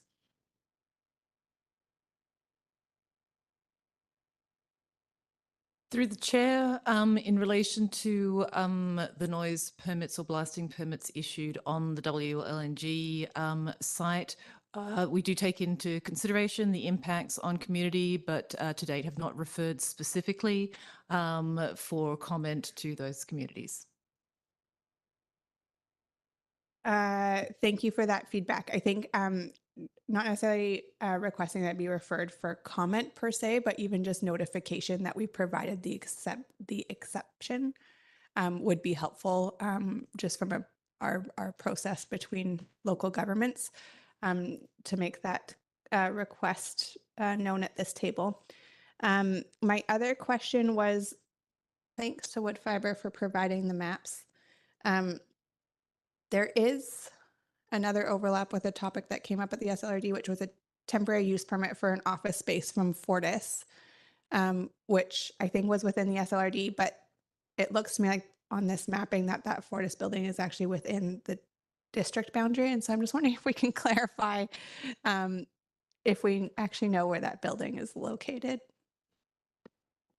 Through the chair, so staff have reviewed that application to the SLRD, and staff have reached out to SLRD staff to get more clarity, but based on the report that was submitted to SLRD Council, it's very difficult to determine where exactly those buildings are located. So we will need to have further discussions with SLRD staff to find the exact locations. Thank you for following up on that and clarifying the location. Thank you. Other questions? Councillor Anderson, then Pettingill. In the staff report under 4 planned district project activities for the EGP, the pipeline project, it states as anticipated activity, monitoring of project impacts and effectiveness of mitigations. Looking through the report, it might be my best entry point to ask this question. It is an issue brought forward from the local business community and perhaps to other councillors in addition to myself. That is, they're concerned about a loss of business opportunity and local employment opportunity by way of assigning work, or work is being given to out-of-town service providers for handling small volumes of liquid waste. And it's pointed out by these members of the business community that this not only has employment and business impacts, but also increased GHG impacts due to long distance trucking. So my question is, I'm not clear on where the instruction or the policy comes from. Perhaps it's from us, but is there leeway?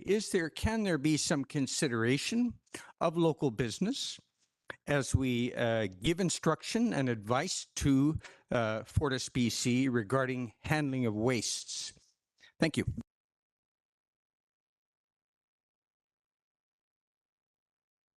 Through the chair. Yeah, we're not taking any waste from those facilities right now, largely because our facilities are not capable of taking an extra volume at this time. We are doing some renovations in our facilities that will allow us at a future date to possibly take that extra waste until such time as those renovations, you renovate, until those upgrades have been completed. We're not able to take those wastes, and we are in discussion, I believe, about what happens after those upgrades are completed. Thank you, Mr. Stoner. Just to clarify, you are referring to the wastewater treatment plant and upgrades that are taking place at that facility? That's correct. Thank you. Thank you. Thank you, staff. Thank you, Chair. Councillor Pettingill. Yeah, so the first question, it's fine if an answer comes back later, but reading through the report, it reminded me that my understanding is still that we're expecting sort of very significant long-term disruptions of Industrial Way and Finch Way. I believe largely we're relying on Fortis and Woodfibre to communicate with the community about their plans and impacts. But in this one case, it sort of strikes me it's maybe not in Fortis's interest to really communicate early and broadly about the big impact they will have, because that would probably result in a lot of negative feedback to them. But I think it's really important that people understand this so they can plan around it. So I'm wondering what communication plans we have or could have around this particular piece, sort of that Finch industrial interruption.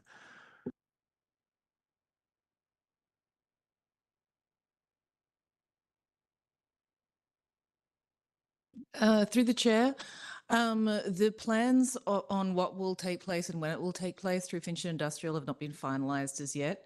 But we do have within our team capacity for the communications protocols that we will do and develop with around the project. So we anticipate as soon as we understand what those impacts will be, that we'll be able to develop some messages and some district messaging as well to support the Fortis-led messaging.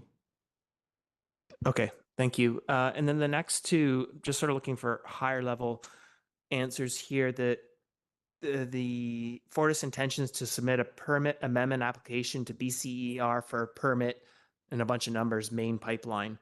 Do we know just very high level, what is that amendment that they're talking about?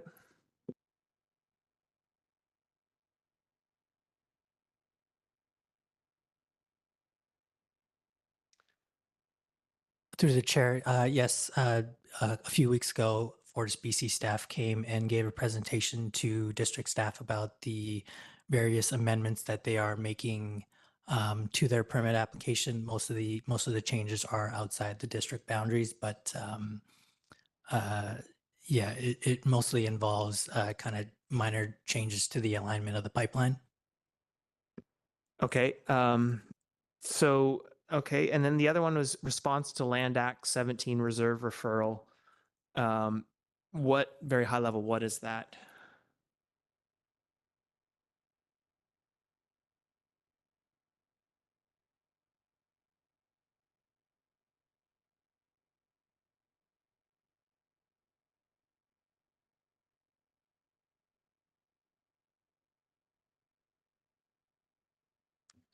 Through the chair, so this referral is in relation to the district's feedback relating to an access road, which would be in close proximity to the proposed TUP site. Okay, thank you. And then the gender and cultural safety plan, if I'm correct, that hasn't been available to the public. Do we know when that will be available to the public?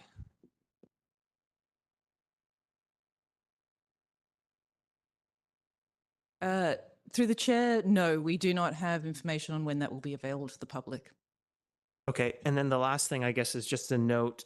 It speaks to a plan to, through the North Crumpet property, align with the existing route. And just a note, when the North Crumpet development stuff comes to us, if we could have that pipeline alignment sort of clearly identified in relation to proposed housing and so on, that'll help me sort of understand that piece. Thank you. Thank you. Other questions? One of the, I'll venture some of my own. One of the challenges that we've had since my time as an elected official is having the some alignment between the two projects, whether it's plans speak to each other or similar plans submitted at similar times so we can take holistic review. I wonder if we could comment in general, how has that improved over time? And sort of where are we, and is that something that staff is still challenged with as you go about to do your work?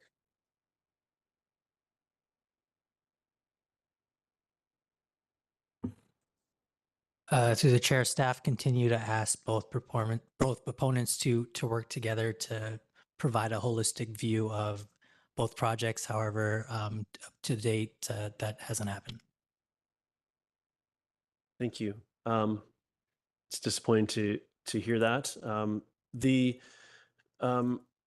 Councillor Stoner started our question period off with the questions coming from the SLR out of the SLRD, and I also sit on that board, and it made me think of a new way that there's this divide, that this sort of a new risk of not just divide between the two entities, but now areas between local governments. So as I look, thank you for the maps provided. I really like the presentation, but on page 172 of the package, there's a map that shows the certified project area. Now, the certified project area largely sits inside the municipal boundaries, but also extends outside of that.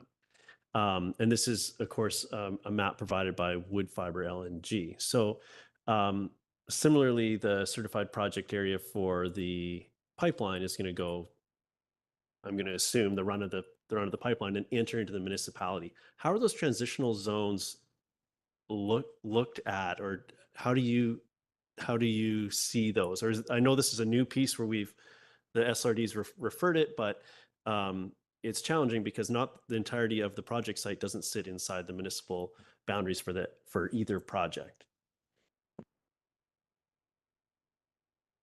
Through the chair, this is the first time that we have had a sort of an interjurisdictional issue come up. So we are currently looking at the processes for how we work between the two areas.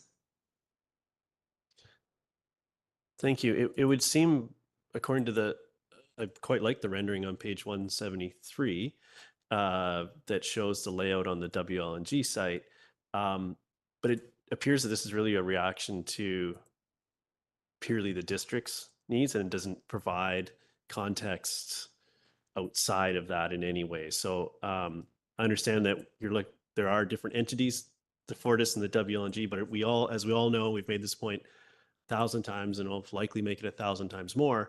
This project is, those two projects together are the project. So I think this is a good start of what's shown in 173, but the Fortis layer needs to be applied here to really understand what's happening on either side of these what are arguably arbitrary lines, but do delineate between area of responsibility between two local governments. I think it's really really important. So I appreciate the mapping. I think it's a step in the right direction, but I think it's I'll say incomplete, bordering disingenuous by omission. So I think any work that can be done to increase understanding of what's happening, and this level of mapping, I think, is great if it's fulsome. And this is the type of thing I'll be looking for as we go through permitting things that actually or requests that will come to this body. So That's maybe more of a statement, I suppose. Sorry, I thought I'd get to a question in the end there, but I just didn't get there. But I just want to make sure that we're not seeing a further divide between we already see proponent to subcontractor to sub and so on, and now with that layer of local government as well. And the SLRD is not listed on the areas of authority on the chart provided a jurisdiction type when they looked at the site, which is another omission. Councillor Penigo. Yeah, I just did want to add a couple comments. Should we wait for motion to receive? Let's see if there's any more questions, because I found myself getting to that comment phase as well. So Councillor Stoner. Yeah, thank you. Two further questions. One, I'm just wondering if staff have any insight on when the additional 100 non-local workers are expected to join the workforce. If we have a specific month or date that they are expected to come online. Just recognizing that Fortis might be looking for alternatives, but we're at the beginning of March and that feels like it's pretty close without a plan. Through the chair, our understanding is that those workers will be required on the project for commencing June and July. Thank you for that clarity. And then just following up on one of Councillor Anderson's questions, for a long time we heard from both Fortis and Wood Fibre that they were going to do kind of a local business fair in terms of providing opportunities for local procurement and doing a bit of education with our local business community. Do we know if that has happened yet to date?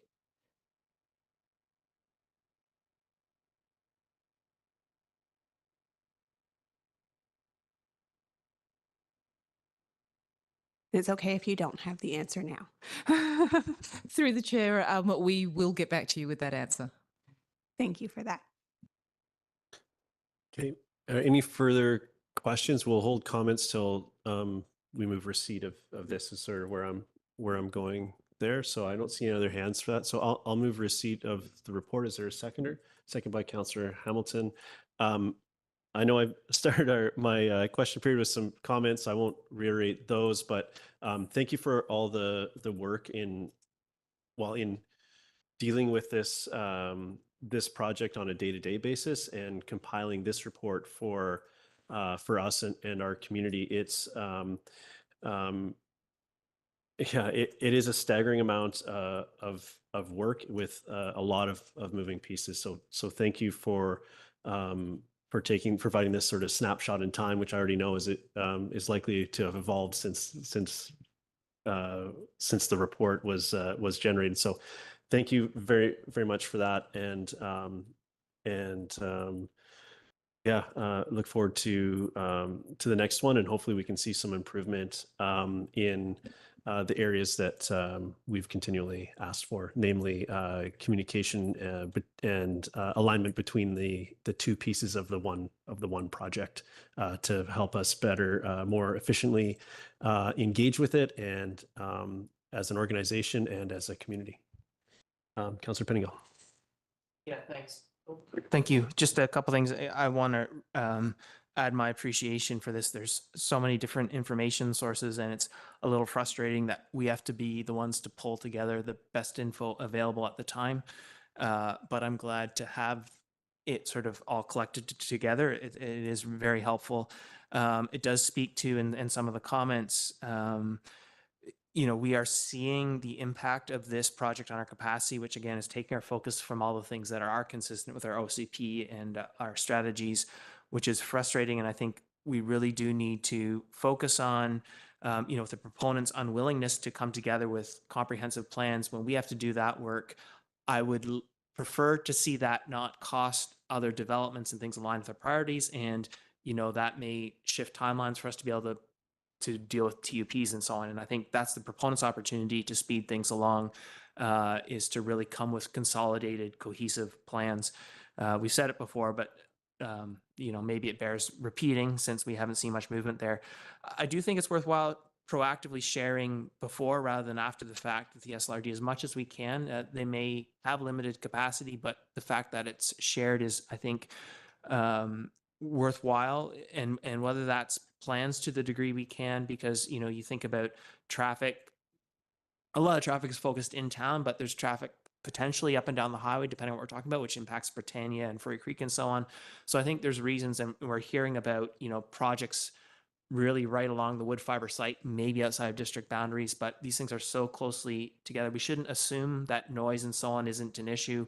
Just share that info as soon as we have it with the SLRD and let them decide, and hopefully they will do the same with us. Spoke to the lack of coordination, the frustration there. The other thing, the ongoing frustration with the lack of consultation on plans, like gender, culture, and safety awareness plan. Wood fiber in particular is required to engage with the public on all plans, and they're still not doing that. And I think we need to hammer that drum to the province and to the proponents that they are not meeting the bar of the EAO certificate in my estimation. And I think if they want to be successful, they can do a better job. But appreciate the job that our staff are doing, and thank you very much for this report. Thank you. Councillor Stoner. Yeah, thank you, the chair. Gratitude to staff for pulling the report together and keeping council and our community up to date with how much work is going on and the cumulative impacts of both these projects together on our community.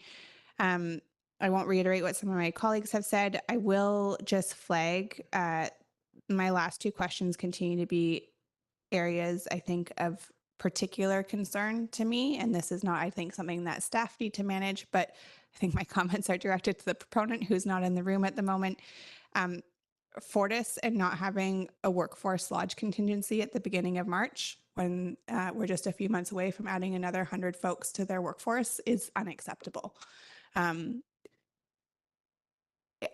still baffled that this is where we're at in the conversation. And I think I'm particularly challenged by the EA amendment that was approved and the language in that certificate that requires non-local workers to be housed in a workforce accommodation if one has been built. But we keep on seeing the proponent dragging their heels in terms of providing feedback and information on the TUP that is required to make that workforce lodge possible.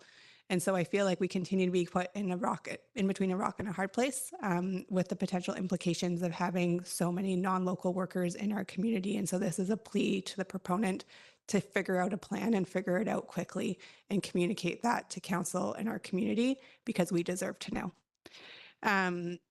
And just want to reiterate, appreciate that this is also new for us, and thanks to staff for putting in some effort around coordination with the SLRD. This is new for us. This is the first time that something has come through that table for a temporary use permit. I just want to make sure that we aren't adding even additional layers of work to staff. And so I think it can be as simple as forwarding these bi-monthly updates to the SLRD for their information. Like I just want to be clear that I don't want to add too much effort there, but I think that we are doing such great work already. It's just a matter of making sure that the SLRD is informed. And so that's just, I think, copying them on an email. Those are my comments. Thank you for the work. Thank you. Any other comments? Seeing none, I'll call the question. All in favor? Any motion carries unanimously. That was all of us. All right. Thank you so much. We don't have any. So moving on with the agenda, we don't have any late agenda items. We didn't have any correspondence action requested. We didn't have any. Oh, sorry. Oh, I wanted to power through. So sorry, we do have a item 10B, which is an appointment of animal control officer and bylaw enforcement officer. Do we have someone to speak to that? Or is this a straight appointment? No one to speak to it. It's a straight appointment. Okay. Councillor Hamilton, are you moving that? Councillor French seconding. Any comments on this? Fair enough. Call the question. All in favor? Any opposed? Motion carries unanimously. Thank you. Okay, now I'll go back to going through the things that we don't have. We don't have any correspondence referred from the consent agenda. We don't have any referred minutes. No any business arising from minutes. Consent agenda, nope. Committee minutes and reports, nope. Council, any notice of motion? Seeing none, we have no council or staff in camera announcements. We had no unscheduled public attendance. open question period.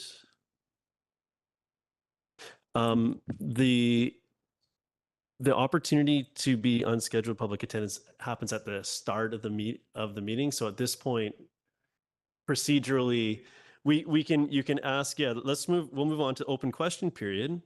And if there's anyone in the audience, such as yourself, that would like clarification related to an agenda item, this would be your opportunity to ask the question. And you'll do so from the podium just here, and it'll have a mic, and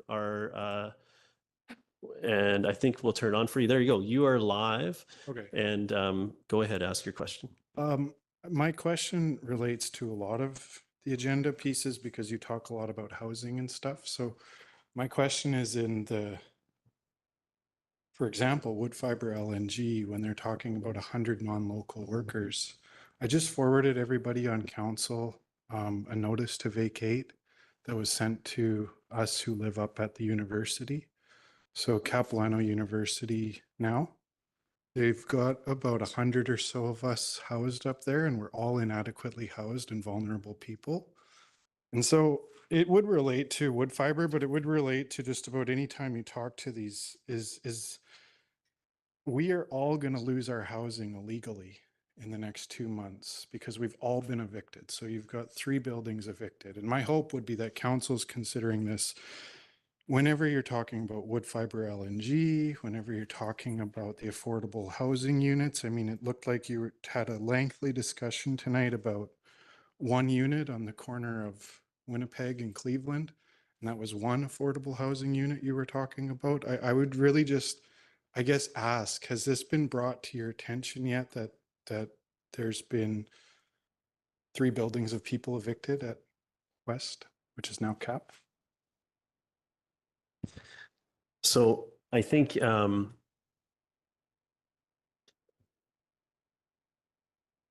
well, technically, so I appreciate the stretch of the question as to an agenda item, as that isn't a topic that was on our agenda. But as you recognize, we do a lot of work around affordable housing, and we do, and I use the royal we, and the district spends a lot of time and resources on both driving housing policy and monitoring what's happening in the community. So I will say that is something I've been aware of, but not beyond, not yet beyond what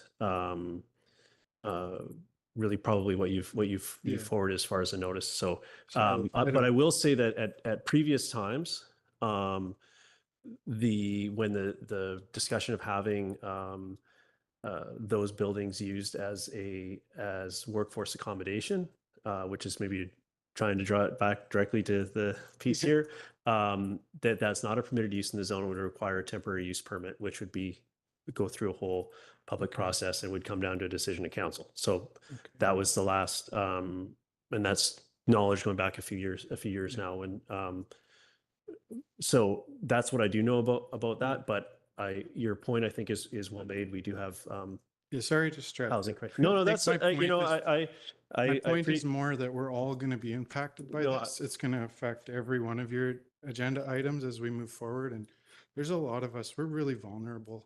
Yeah, we're really inadequately housed. And I know that I'm the only one probably even willing to say anything. And I'm not even really willing to fight it because it's a lot of work. Well, thank you for coming and asking the question, and in particular, and this is really an important part of our work, and is something that we'll continue to push on, and presentations like we had from our staff today highlight the potential, where those challenges are, and where proponents are frankly falling short of addressing those concerns. So for sure, but it is a really challenging and frustrating situation, and very, very. I'm one of the only advocates in that whole area. Everybody's talking to me about what I'm going to do about it. The only thing I can think of is how unfair it is to all the things you talk about and all the work. Like you guys spent like, I don't know, 20 or so minutes talking about 1 unit on a corner, and this is going to be 100 or so people that are losing their housing. So just to bring it to your attention and to let you know that, you know, people like me, we don't have the capacity to advocate all the time and to go out there and stand up for people all the time. And this is actually blatantly an illegal eviction. The buildings were never sold. So they're trying to make us think that because the university was sold, that we can all be pushed out within 2 months. So it's Yeah, pretty I'm not aware stressful. of the particulars with that, and No if there is something that we can weigh in on as a council, it'll come to us in. For sure. But is there anything I could bring forward to do something? let's maybe we can have a discussion offline, and Sounds but I really do appreciate your advocacy and taking the time to come and be here with us tonight. I know that's not easy. Yeah, I don't even want to talk about it, but I just think it's not fair. So, No, that's. thank you. Yeah, thank you. Sorry, I believe we have someone online. Is that correct? Yes, we have Robert online with a question. I'm just gonna Yep. send the unmute Go ahead. request.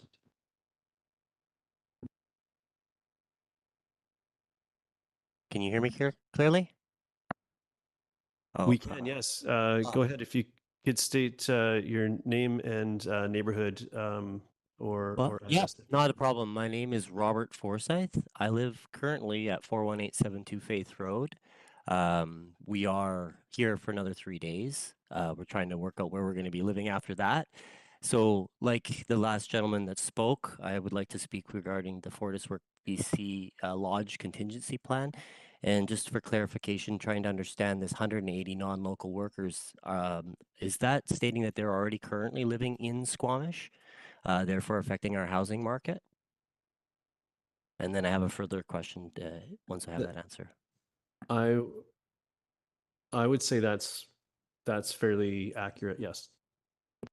Okay, so do we have a snapshot of whether of how that's affecting our current housing market? If it's inflating the price, if it's reducing the amount of homes that are available to the residents for regular rental, like for local housing?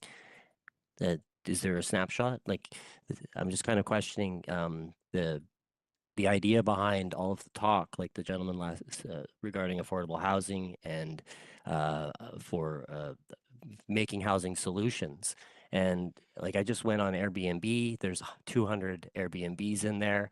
I just went on Craigslist, I went on Facebook looking for homes and residents for our family, and there's none. There's absolutely nothing out there. But when I talk to property managers, the suggestion is that the Fortis project and the LNG project has already purchased or pre-rented a substantial portion of the homes that are available on the market. And so my question is are these new developments, are they being purchased up by speculation? Same thing with the Red Point development, or I don't remember the new name, downtown.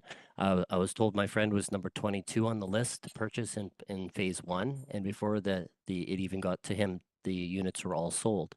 So my question is would council be prepared to support a letter to the federal government asking for a full investigation as to what's causing the housing crisis, and then also in direct association with the LNG, would council be willing to ask them for a better understanding of what their housing currently looks like and determine if that's affecting our housing crisis that we're already having? Yeah, thank you.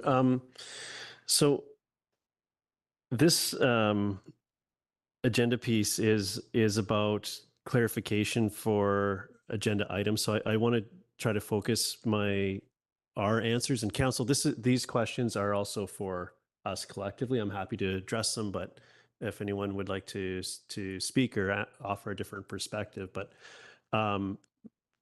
yeah, feel free to raise your hand. I think the fact that we have folks temporary workforce in the community from the Fortis WLNG project is, I would say, very likely affecting the affordability and availability in the community, seeing as we have a 0.5, 0.7% vacancy rate, which is essentially we don't have vacancy in our community. So it would absolutely be one of the drivers. Some of the housing data is challenging to take a snapshot in time and to fully understand, because it is a community-wide piece. I know that we've done a lot of that work internally. The Housing Squamish has done some work on this to be more up to date. It doesn't tell us anything that we don't know. As far as the headlines are we have no vacancy, and it's extremely unaffordable. So I do think that I would encourage you to add your voice to the feedback directly to these proponents, and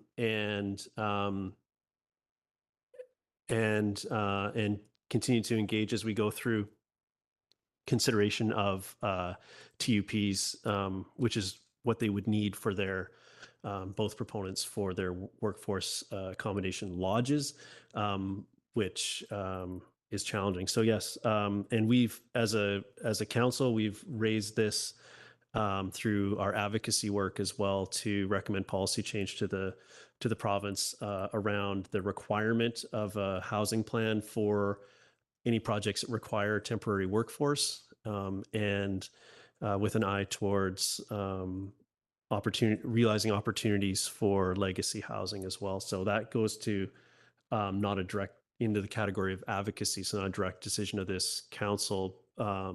However, we have and will continue to ask higher orders of government to do a better job in future in this regard. Whether or not that will help us in this particular case is a bit challenging, as we mentioned earlier. I think it was Councillor Stoner's questions around the housing requirements being tied to the lodge, not to the project. The project needs workers that need housing, and that really is a requirement of the project, not exclusively tied to our temporary use for a workforce lodge. So it is really challenging and being very impactful to our community, and we've been and we'll continue to work hard to do what we can to articulate that to anyone that will listen, proponents and other orders of government as well. Yeah, Councillor Greenlaw, do you want to add to that?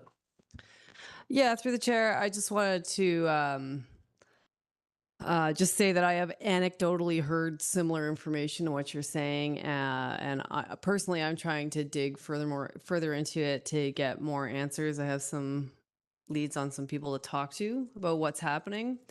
I think there's little chance that they are not already detrimentally impacting our housing stock. It's a big concern because renting to Fortis with their unconfirmed officially live out allowance will have detrimental impacts on our community.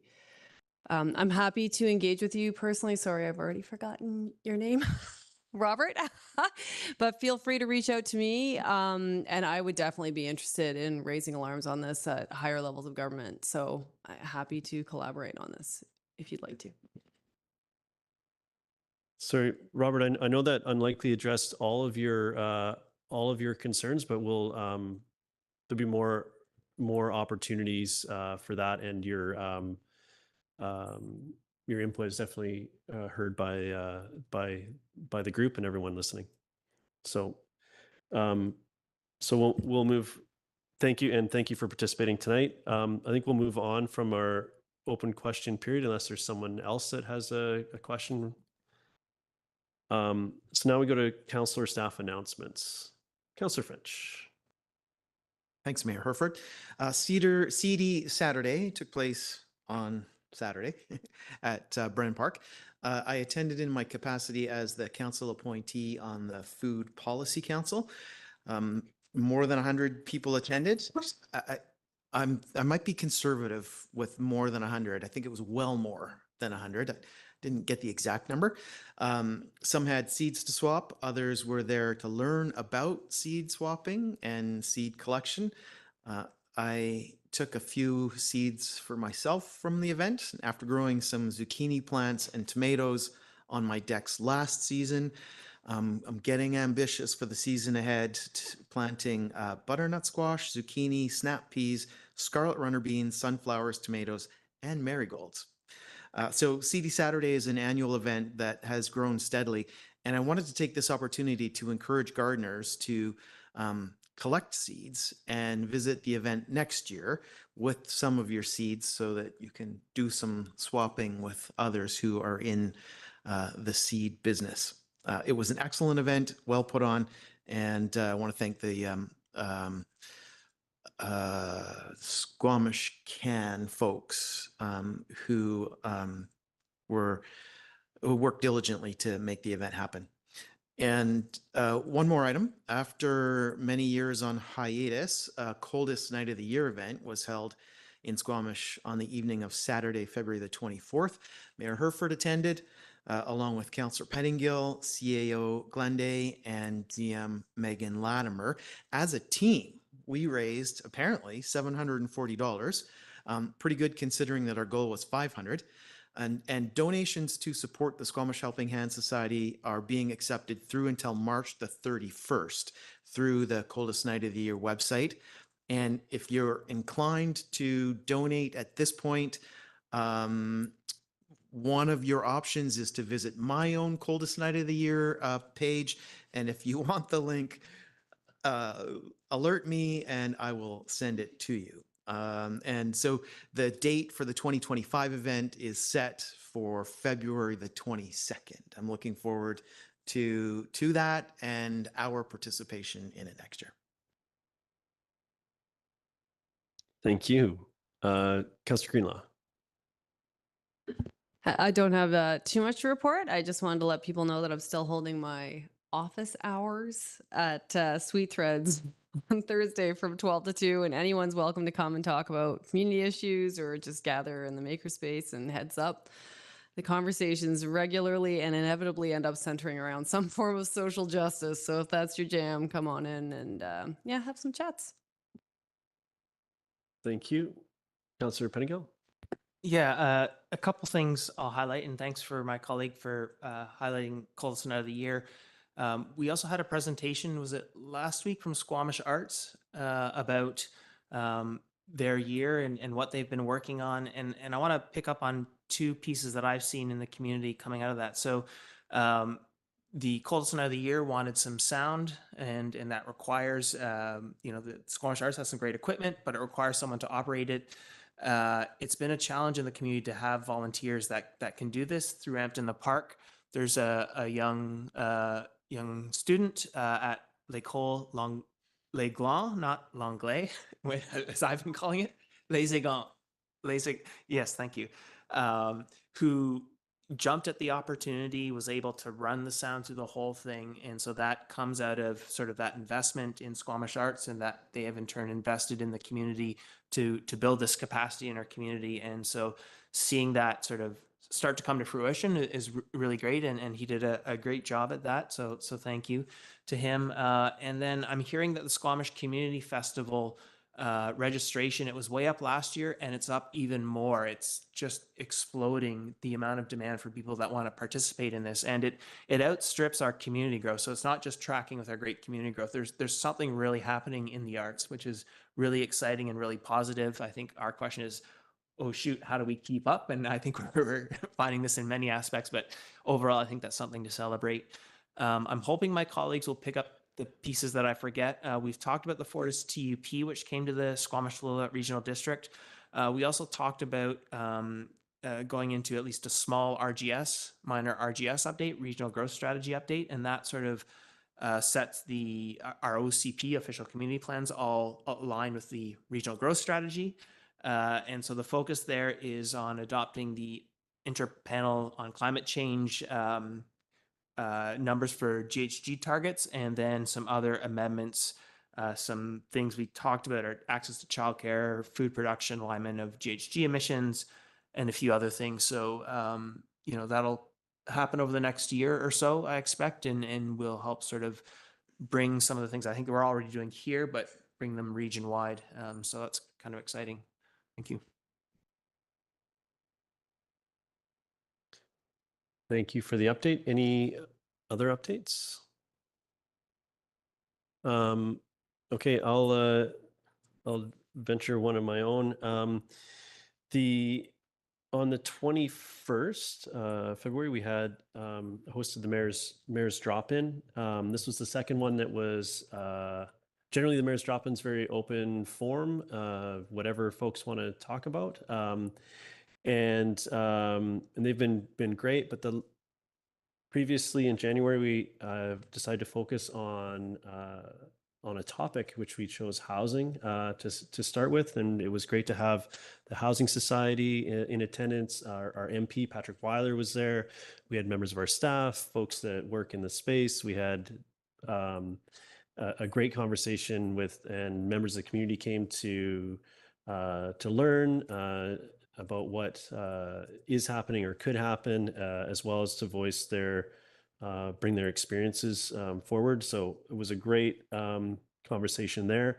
And in February, we decided to have a session on the toxic drug supply and its impact on our community and community response. So I was very thankful to have Vancouver Coastal Health officials join us for that conversation, as well as folks from under one roof, as well as members of the public. There were some folks with lived experience as well. So there's a really uplifting conversation actually on a really challenging topic. So I'm very thankful for everyone that came and for the just really respectful and empathetic conversation that we had there. So that was a great event. That evening was Poet Next Door. So if folks haven't had a chance to check out a Poet Next Door event, that was on the 21st, and an amazing poetry event that's been happening in town for, I guess, a couple of years now, and once a month, and it's amazing. It was a great way to cap off that day. The 23rd, I think, was really an interesting day as well. We had local business Quantum Technologies receive $2.5 million from the federal government. So Minister Sajan was here to make the announcement, and this is to fund advancement of their work in hydrogen, which is really, really cutting edge, and is really exciting to see the innovation that's happening with our businesses here in Squamish. And had opportunity to spend some time with the minister following that. It was a great discussion. The 24th was the coldest night of the year, and Councillor French spoke to that earlier. It was great to really see the community come together and support the very important work that happens at under one roof. And part of this, I think, is obviously the direct fundraising, where they raised $78,000 of their $50,000 goal, which was great. I hope they set a higher bar and we exceed it next year. But also for the folks that work in that space, to see the communities behind them and really supports their work. So there's a real sort of co-benefit there, that this is how we come together as a community and support each other. And I think getting together in the cold and the dark to do that was really really great. I had a wonderful evening, and I look forward to participating again next year. And on the 26th and 27th, a group of BC biospheres gathered here in Squamish. So that was the Arrowsmith biosphere, Mount Arrowsmith biosphere, the Clayoquot biosphere. We had members of the Canadian Commission for UNESCO, the Canadian Biosphere Reserves Association, as well as the Equepsum Howe Sound Biosphere, and it was great to have an opportunity to get together with folks working in this area and learn about the successes and challenges of these very important regions of our country, and there's some really great success stories there, and some very passionate and capable people working in that area. So it was at the Cheakamus Center, and we spent a big chunk of our time together in the Longhouse, which I thought was really appropriate and always special. So lots of big things, happening. And yeah, that's a little snapshot. Councillor Stoner, did you have some? Yeah, I just wanted to highlight a few other things from the SLRD board meeting last week that I think are relevant. And thanks to Councillor Pettingill for touching on two of them. The other two that jump out at me from our discussions last week, just to flag for council, staff, and our community, there was a motion passed to make the first steps with the Ministry of Municipal Affairs to start to understand and explore the pros and cons of incorporation for the areas of Howe Sound East, or what is considered Britannia and Furry Creek. With the amount of development that is underway at full build out, there's also some legacy development rights for Porto Cove, but not including that, just the two projects in Britannia and Furry Creek. The expected population is likely going to be larger than the community of Pemberton. So we're thinking of over 3,000 people that could go in there. And so the Area D Director has requested that we start the conversation with Ministry of Municipal Affairs to really understand what the pros and cons would be to incorporate that region into its own municipality. There's lots of questions, there's lots of fact finding. It's really early in the stages, but just so folks are aware that that conversation is out there. And I think will help inform a robust discussion over time. The other one is that we are in depths of budgeting at the regional district, which is, you think our municipal budget is complex. Regional district budgeting is a whole other level in terms of service areas. But just to give you a little bit of a heads up of what the regional district is looking at, it's really hard to actually project percentage increases because it varies so much if you live in an electoral area or if you live in a municipality, and what shared services and service areas you pay into. But just for the core service areas that all of the participants pay into, which include general government, planning, solid waste, regional transit, and transportation, we're looking at just over a 20% tax increase for those core areas, which this is one of those areas where percentages can sound like a lot. On a $100 million property, residential property, that equates to about an increase of $10 for the year. So a 20% increase is a substantive percentage number, but it really doesn't deliver much in terms of dollar value at the end of the day. But that's really, really important in terms of that organization really trying to right size for the, similar to us, the growing demands. There's been a lot of concerted effort to try and build up the capacity of that organization and our staff to be able to respond to the growing needs as we feel them here in a municipality, we feel them at a regional district level as well. And so that's really part of that driving percentage growth for our budget. So just wanted to let folks know that those are the things that are happening at that table. Thank you for that. Okay, so any other updates? No other hands. Great. So then what we'll do is we'll have, can I get a motion to close, please? Moved by Councillor Stoner, second by Councillor Hamilton. All in favor? Motion carries unanimously. So we'll recess now and we'll reconvene at, how long do we need? We need 15 minutes. Okay, so yeah, 8:50. We'll give ourselves 20 just to be